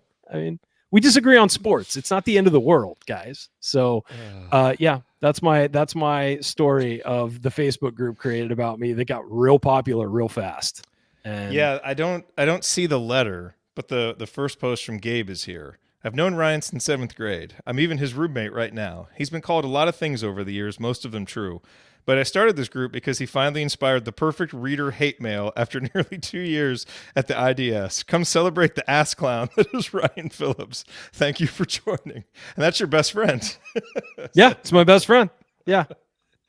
If you've noticed, I kind of gravitate towards people who can give each other shit. Like, I don't know if you've noticed the dynamic on the show is, you gotta have a sense of humor about life, guys, and especially about yourself, or you'll go crazy.